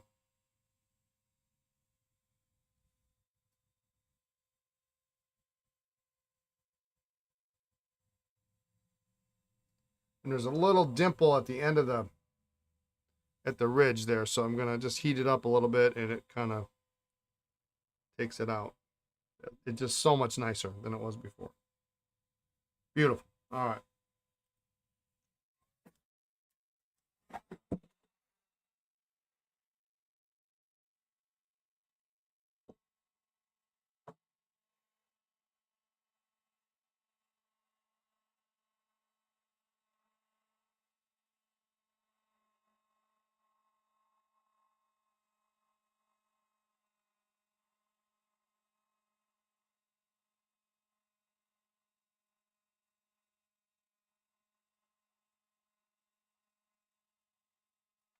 Well, it's pretty dirty inside the cap.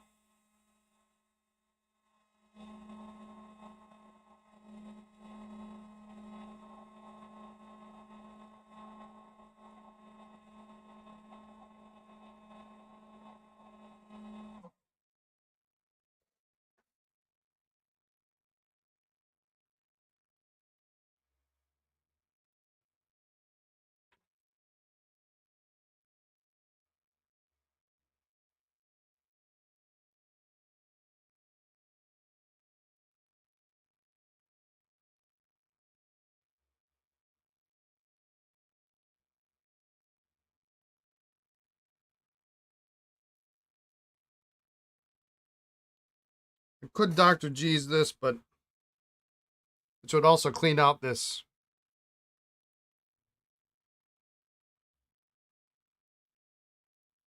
filigree in there, but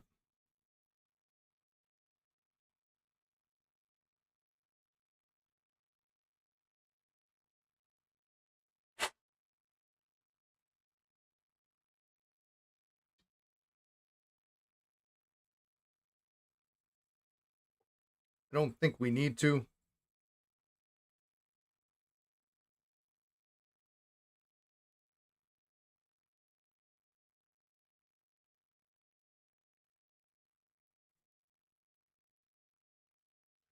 We'll see what a couple of Q-tips will do for us.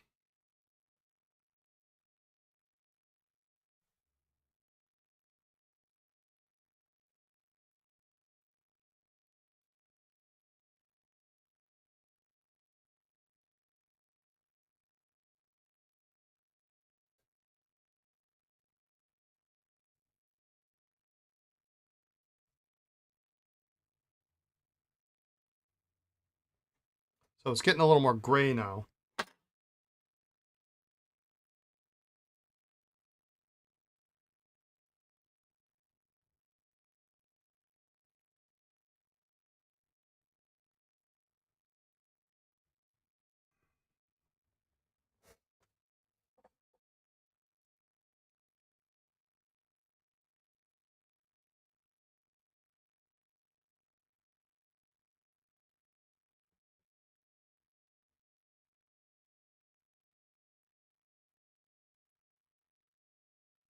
And I cleaned out this vent hole. There's one vent hole in the cap, and it was clogged with ink. So just a toothpick in there. That's all you need.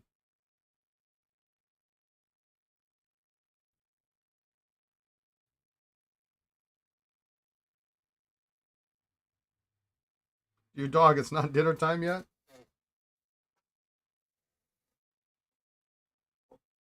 Yeah, 4 o'clock, huh?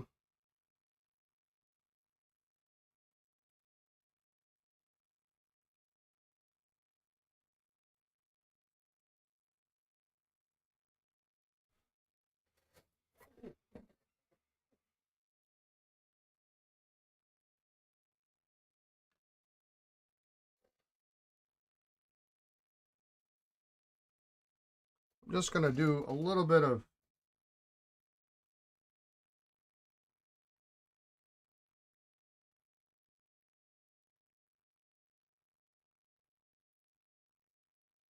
Dr. G's absorb on the Q-tip here and see if we can get some of this clean without having to stick the whole thing in there.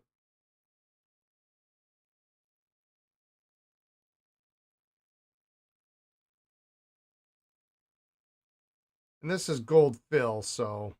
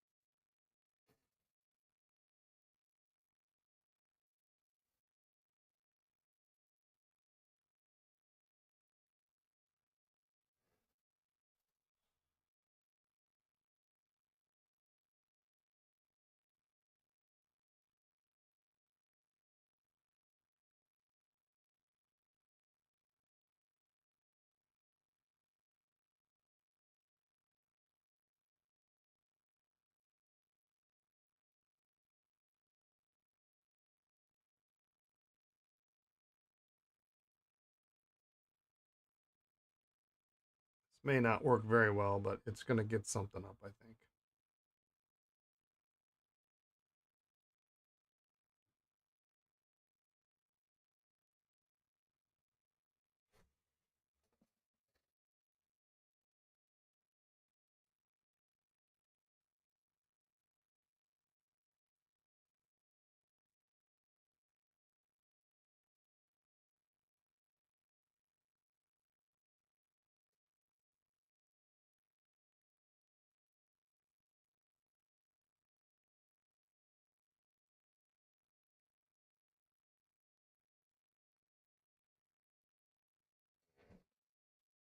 Kind of get in there with a little toothpick too and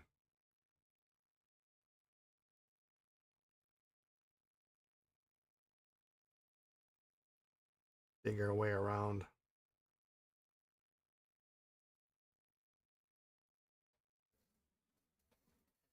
There's a little bit of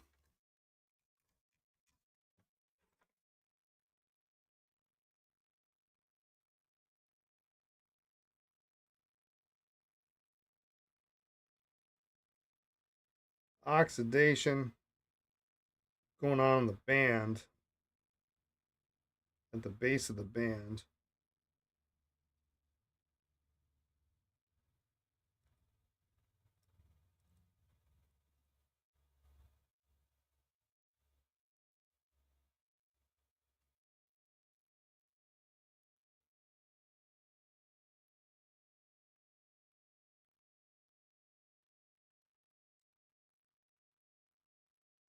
Looks like we took care of that.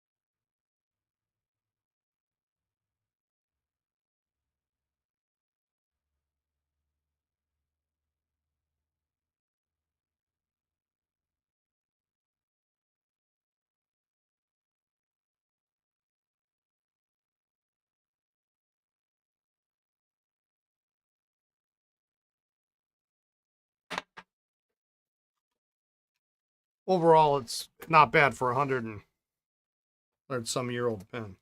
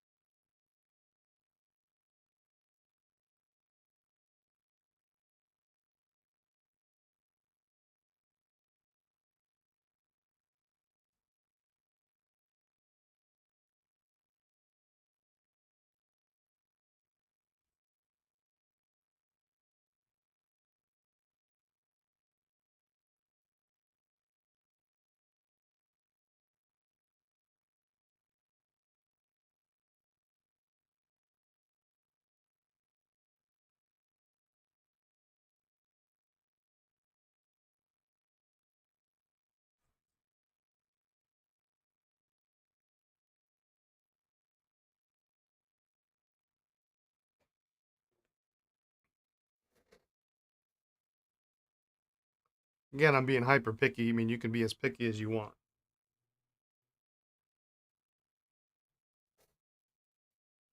Yeah, 100 years old and so lovely. That's right.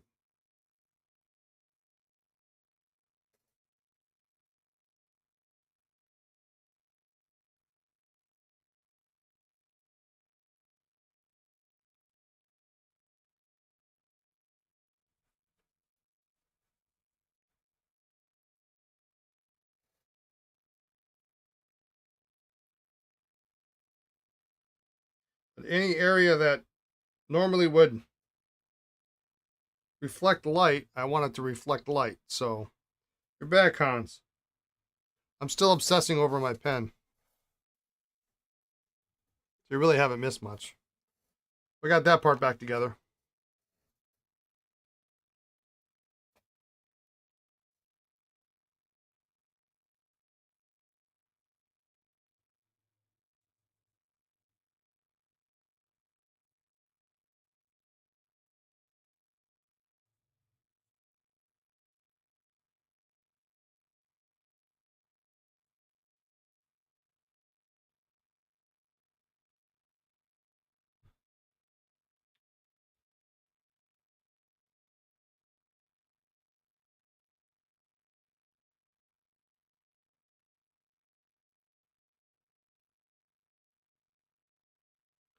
I'm pretty happy with how this looks. So I think we're gonna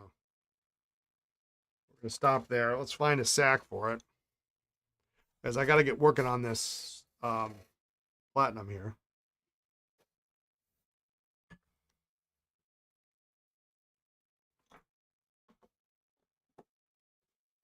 Oh, that's gonna be a thin bugger too. Well, let's do this first. Let's.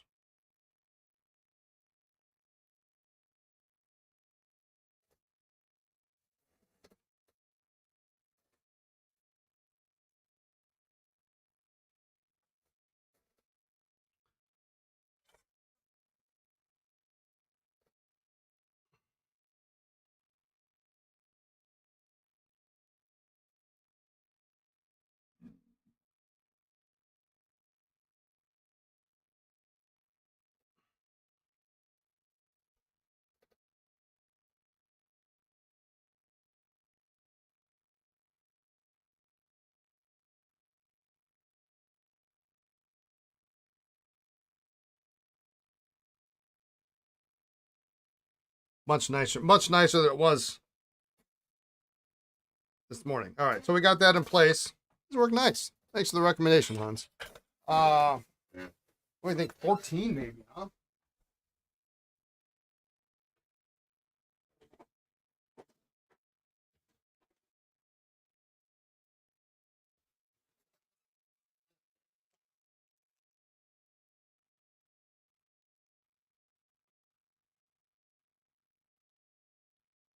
Yeah, I think that. Look how far down it goes. I don't think we need to trim that actually.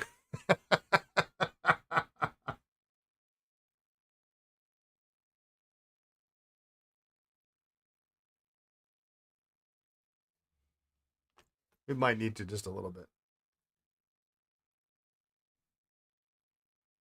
Yeah, we got to trim it just a little bit.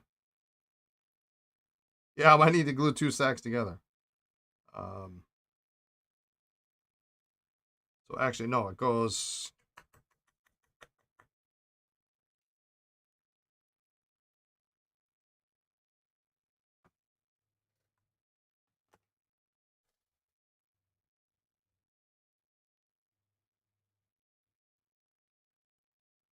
You know what? We're going to cut it.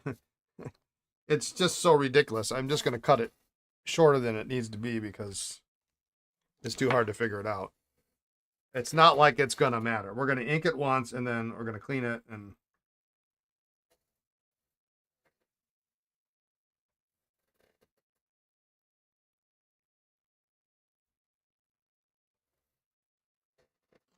that should be plenty big.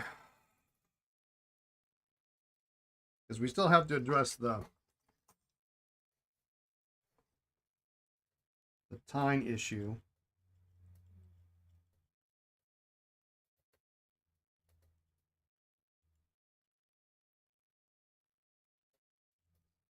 Which can be a tomorrow problem. You need high ink capacity for those shimmer inks. Oh my God. Careful, I've started the next box of magazines for you, buddy.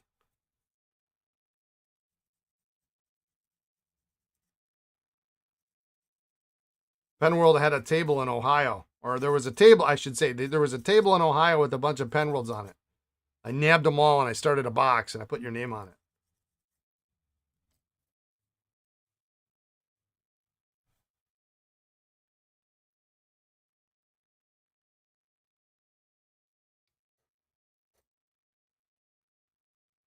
Someone asked about shimmer inks and their newly restored SJ. Well, whatever you do, make sure they're Japanese shimmer inks.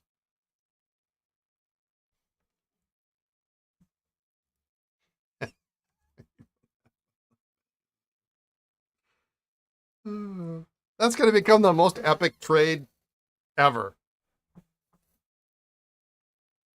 It's going to be one of those things where, what was it? Was it 17 boxes? I think it was 17 boxes, 18 boxes. The number over the years. I mean, by the time we're, by the time we're in our 70s, it's going to be like, yeah, remember that year in Chicago? I gave you 43 boxes of magazines. It's just going to get slightly exaggerated every year. It felt like 180 bucks. Let me tell you. I mean, I know you moved them twice. I moved them, I don't know how many times.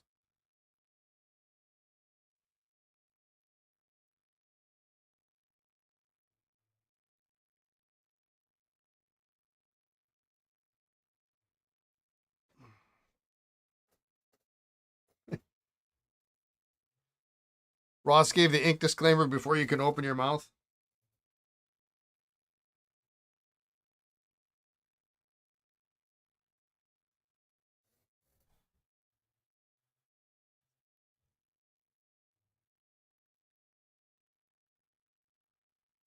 So it's a pretty narrow, it's a pretty thin sack, but because that crescent, that bar presses it equally along the whole distance, I think it's going to hold, it's going to fill quite nicely.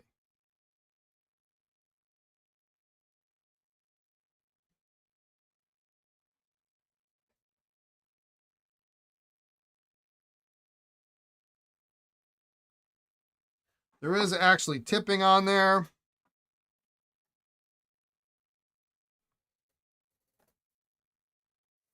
But we're going to let it sit for today. And once we can have a better grip, we can put it in the barrel. It will be easier to work on the nib. All right. That's fun. I got to repair my own pens more often. All right. I'm going to see if we can get any luck with this cap.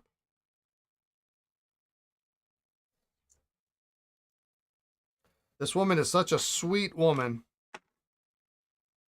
She's been very kind to us over the last year, and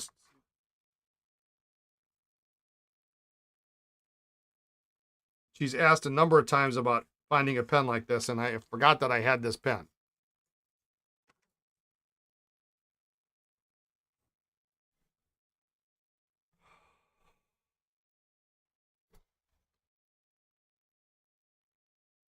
I'm just going to make a mark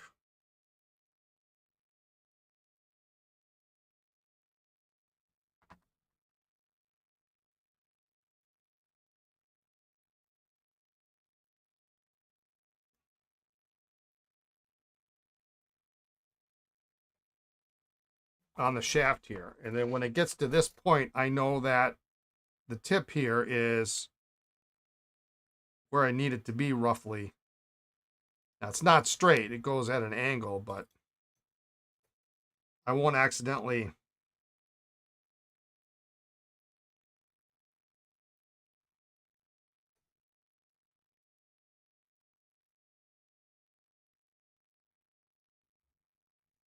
I wish I had a mandrel. It would be easier.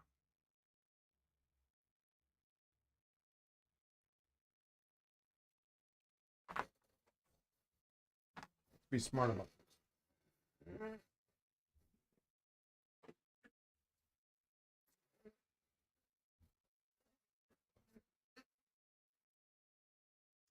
I also don't want to I don't want to screw up the handle on this.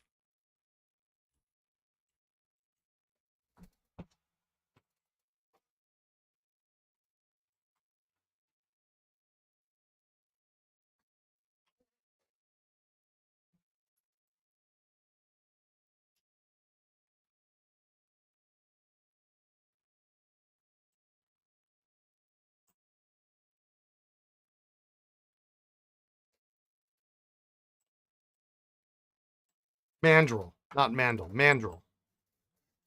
What I'm thinking is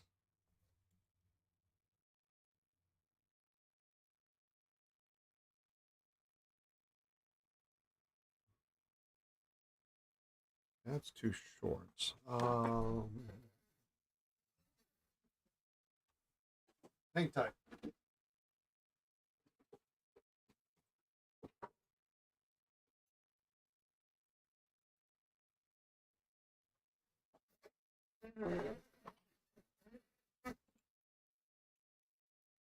Maybe one of these a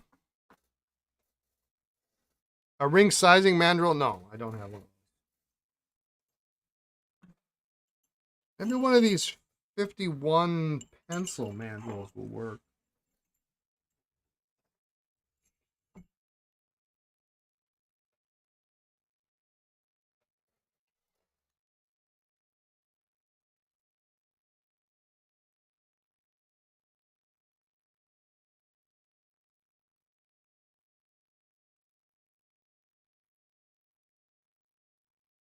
Hey, that's pretty close, huh?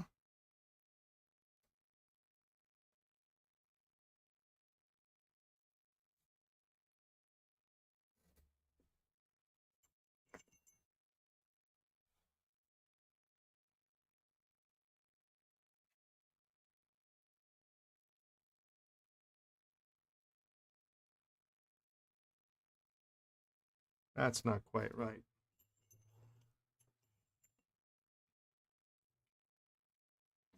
Big.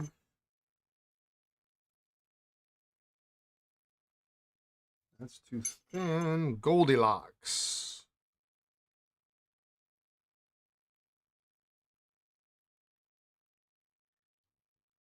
Now it's got a little gap.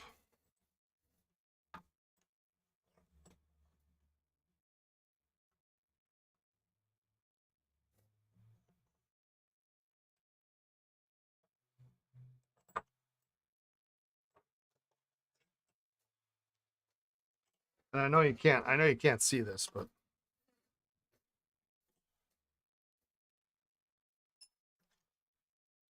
I've got my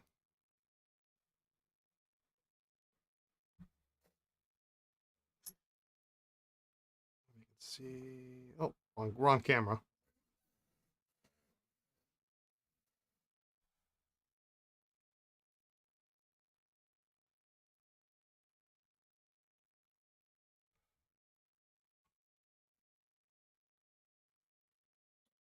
Well, the problem is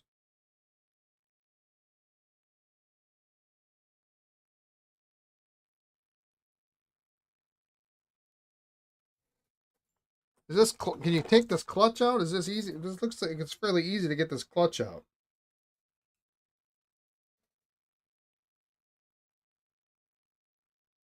Well, yes. Hello.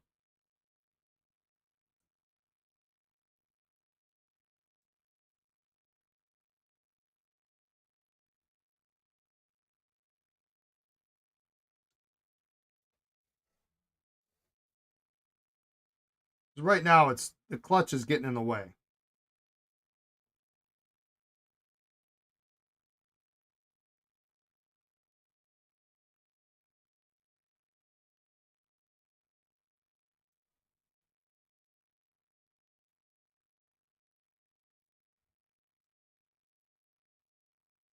I can just get it up just a little bit more. There we go.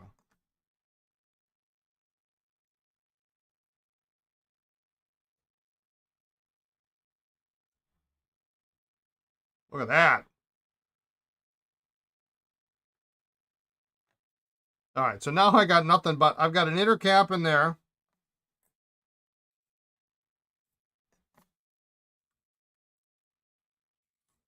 So actually, what I want to know is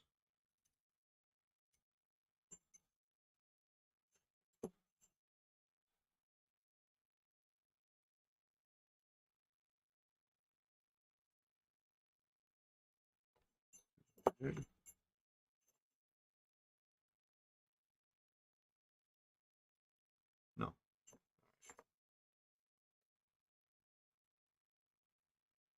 Now at least I can have it.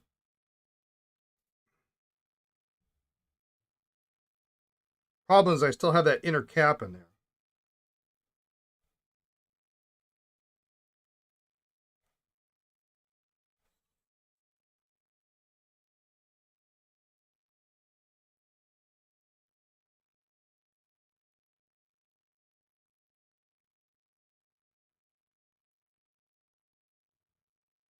Oh yeah, there's also a dent underneath the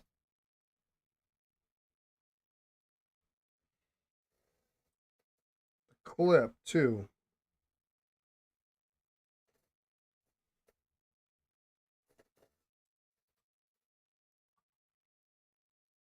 Let me just see if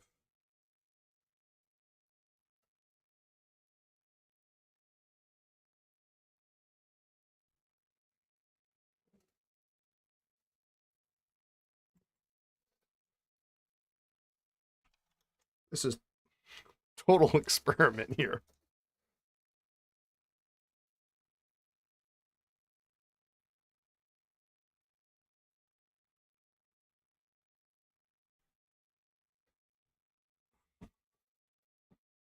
You really need to push up from the inside.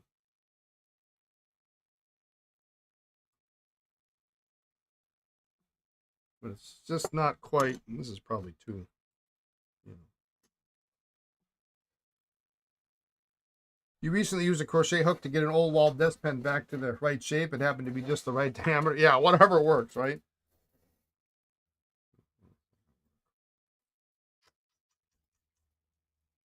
I really like this. Oops. Go.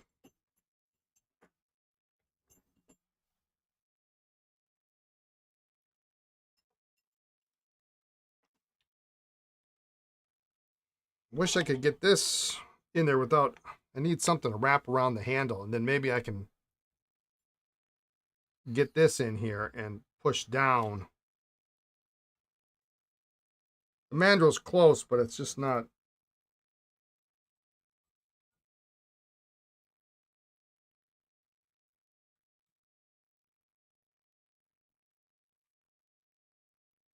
actually, it's right there is where I need it.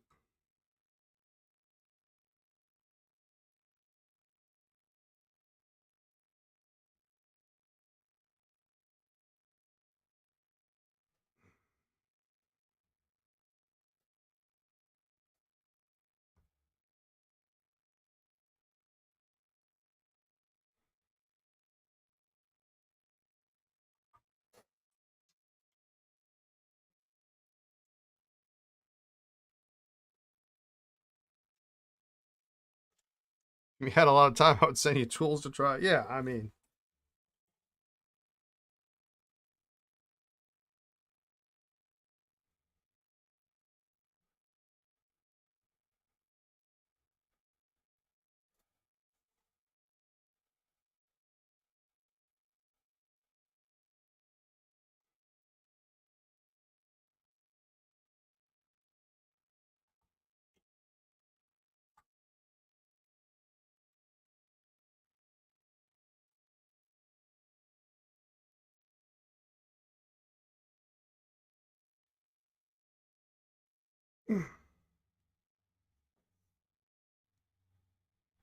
I can't really tell if I'm making much of a difference here.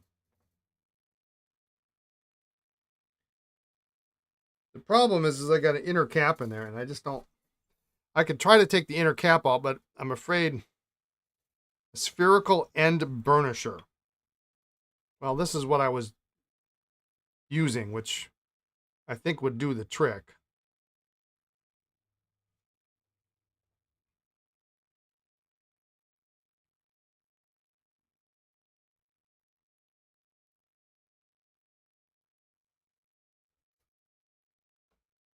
Oh, no, no, no, no, no. Yeah, I don't have one of those.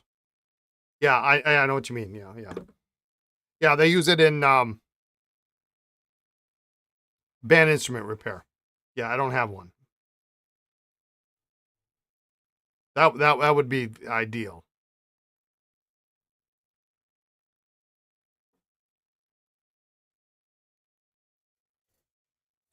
Um,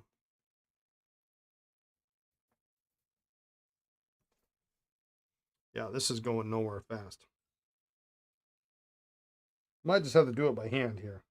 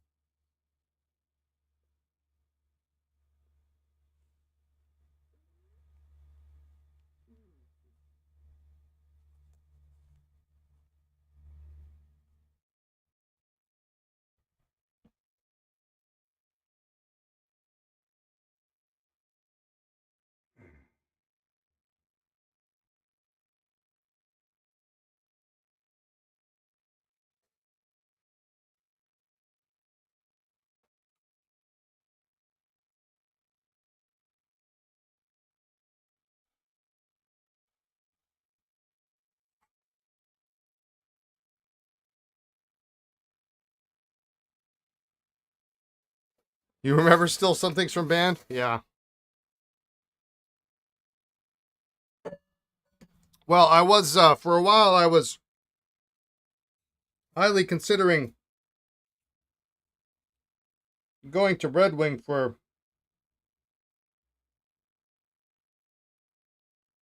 repair school.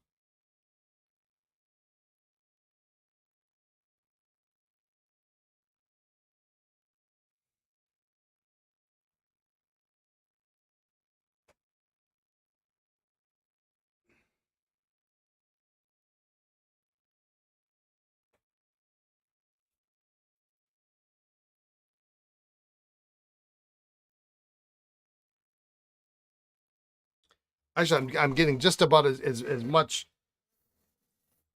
luck using this. Um, Except you can kind of see where I'm missing.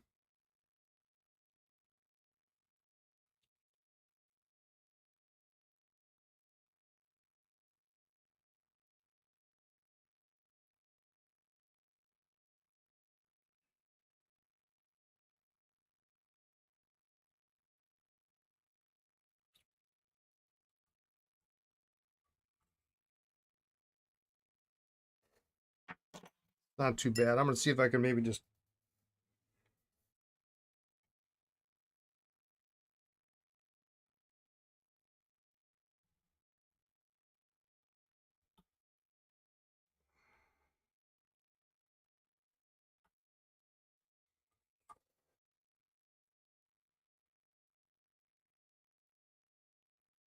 I think it looks worse. Yeah, the material of this cap does not help. I mean, it,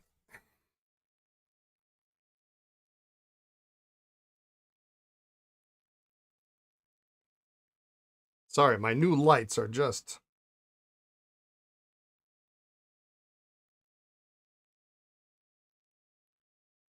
Now you can see where I've.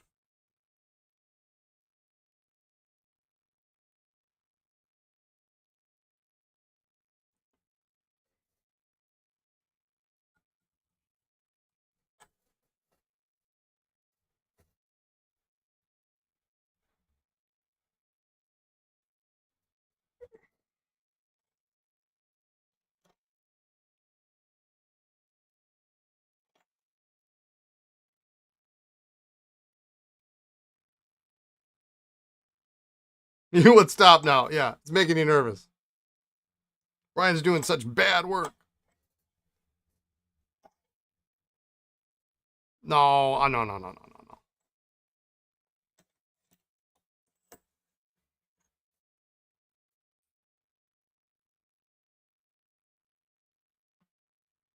No, I'm not going to have you send one. If times are different, I would just find one. And that's probably what I'm going to tell her is, I'm going to give her a ridiculous price on this. Because now I still got to put that clutch ring back in.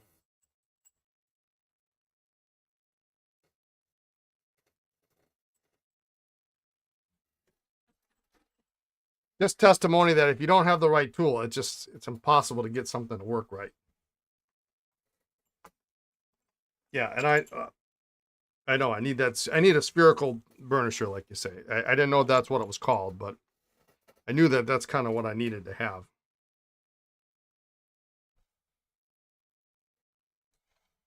All right, Ellen. Goodbye for now. See you later.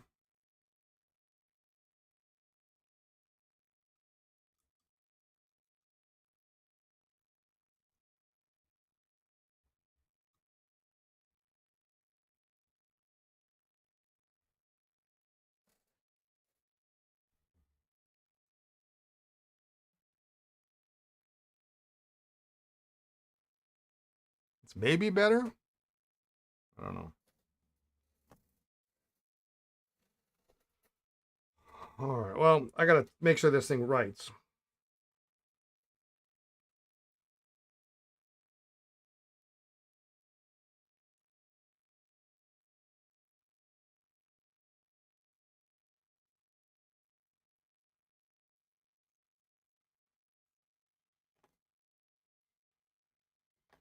Let's hope there's there's not another reason I have it in my parts bin. Let's take this off.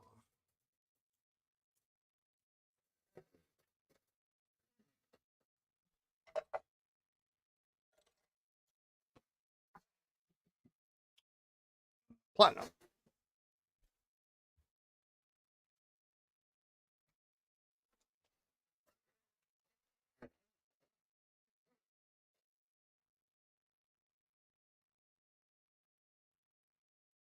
You'll try to get one and a couple others for the next year's Tucson Gem and Mineral Show. Oh, a burnisher? Yeah, I mean, if you come across one, I mean, I can probably go online and order something, but it's one of these things where, I'm gonna, I mean, that's how you buy tools, right? I mean, I just bought this tool,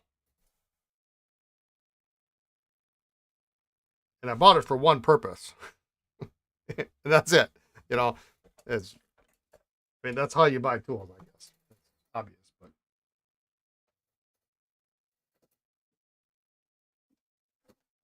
I haven't had a use for it.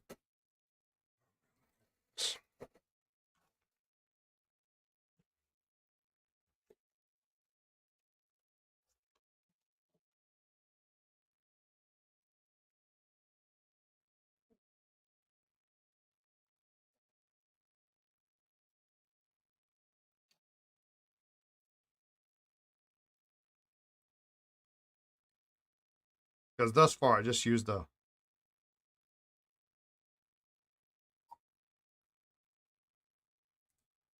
51 mandrels, you know.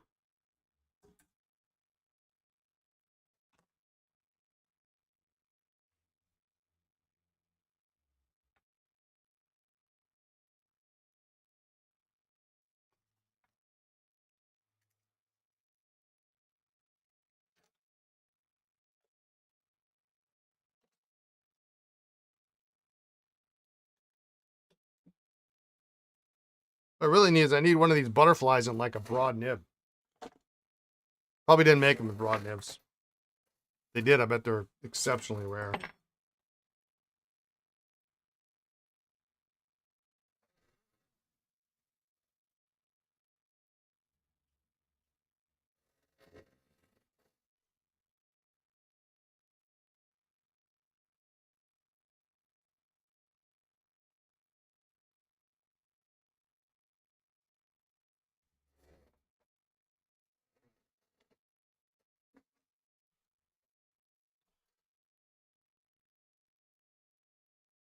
All right.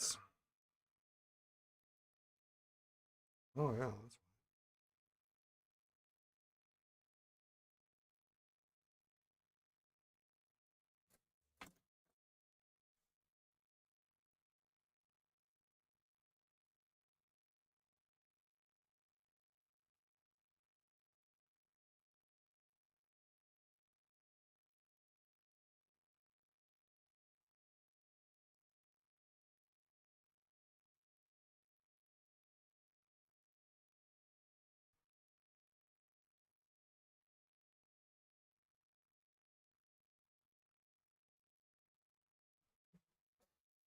Yeah, that'll work.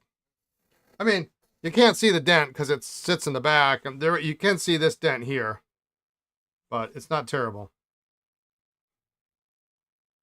It is a pretty tough post to get it all the way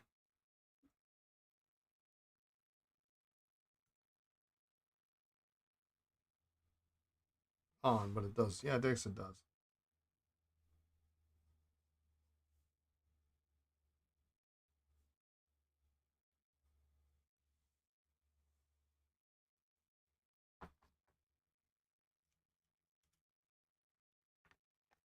Well, won't she be surprised when she sees it tomorrow?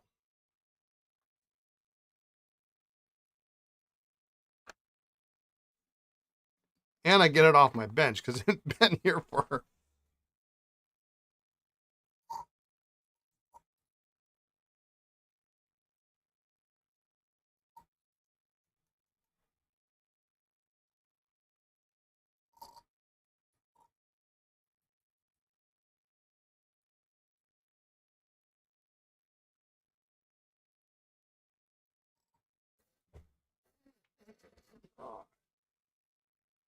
Clean out this cartridge.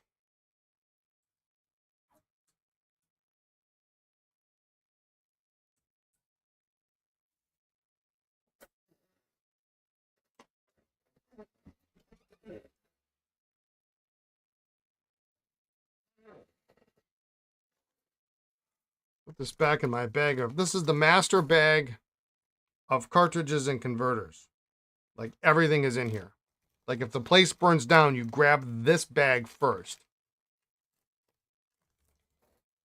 Well, maybe not, but it's a very important bag of parts. All right.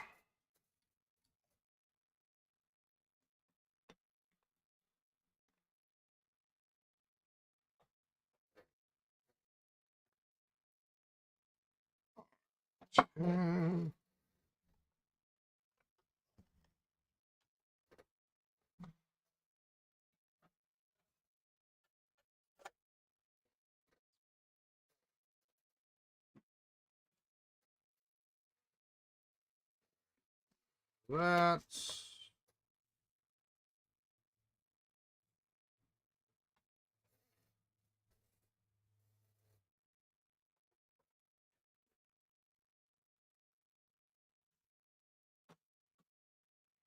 flush this out, and that might be the end of our day today.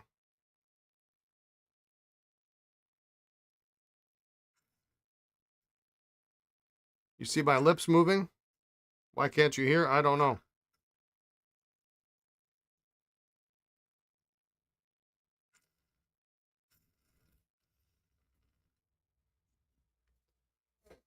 I'm not sure.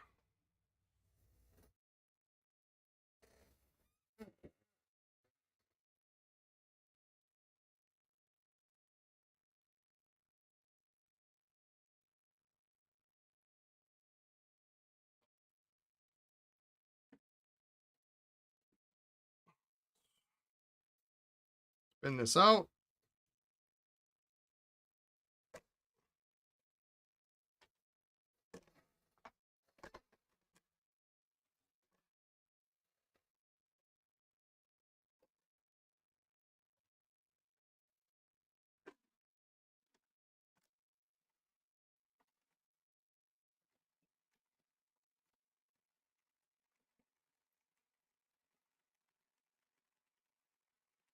I would tell you to restart your browser, but you can't hear me, so.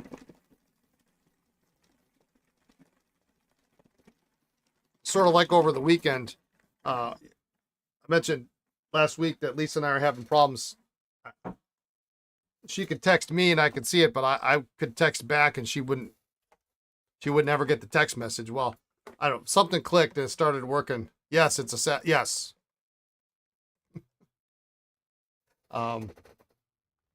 And all of a sudden the text started working, but she would text, she'd be at the grocery store and say, hey, well, listen, do you want, one of her most favorite hated things in the world is to pick out beer for me. And, she would send me texts about things and she'd be like, well, do you want this one? Do you want this one? I'm like, I can't reply back. Can't do it. You won't hear, you won't get it anyway.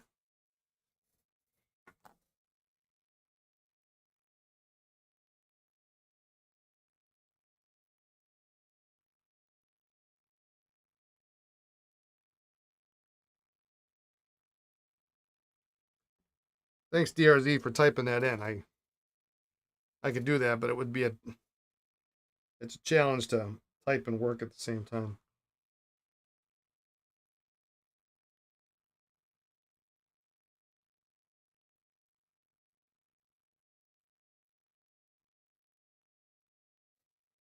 All right. Well, it's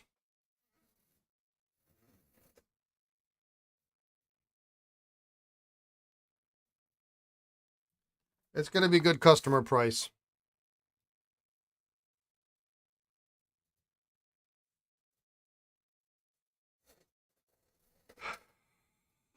Oh, I got this pile of stuff. You can't see it here, but I got this pile of stuff. Like here's a pencil, like stuff that I need to do stuff with.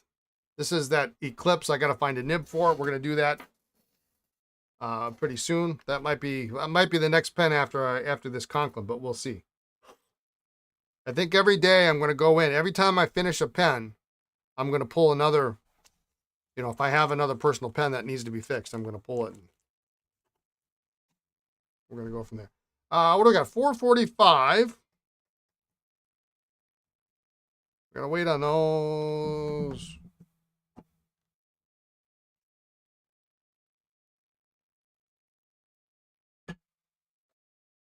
I think I might end it just a couple minutes early today. It's kind of a good stopping point. That'll give me a chance to email this client and see if they want to proceed with the repair, because now they got to buy we got a new barrel that we need to deal with, and that's a mess. The rest of it seems okay, but I'm not even gonna bother to try to get this apart if we're not going to continue the repair. Yeah, the Conklin was fun. Yeah, have a great night, Hans. We'll piece this together tomorrow. We'll see if it writes.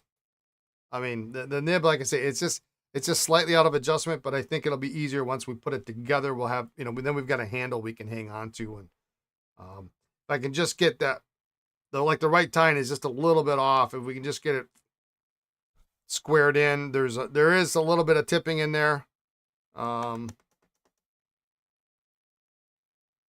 So anyway, that's where I'm going to stop. For me, that's a good stopping point. But so thanks much everyone for tuning in. Hope the rest of your Monday goes well. Have a great evening, a great afternoon, a great morning, wherever you are in the world. Be kind, be well, and we'll catch you tomorrow, all right? Take care, everyone. Thanks, Jason. Good night.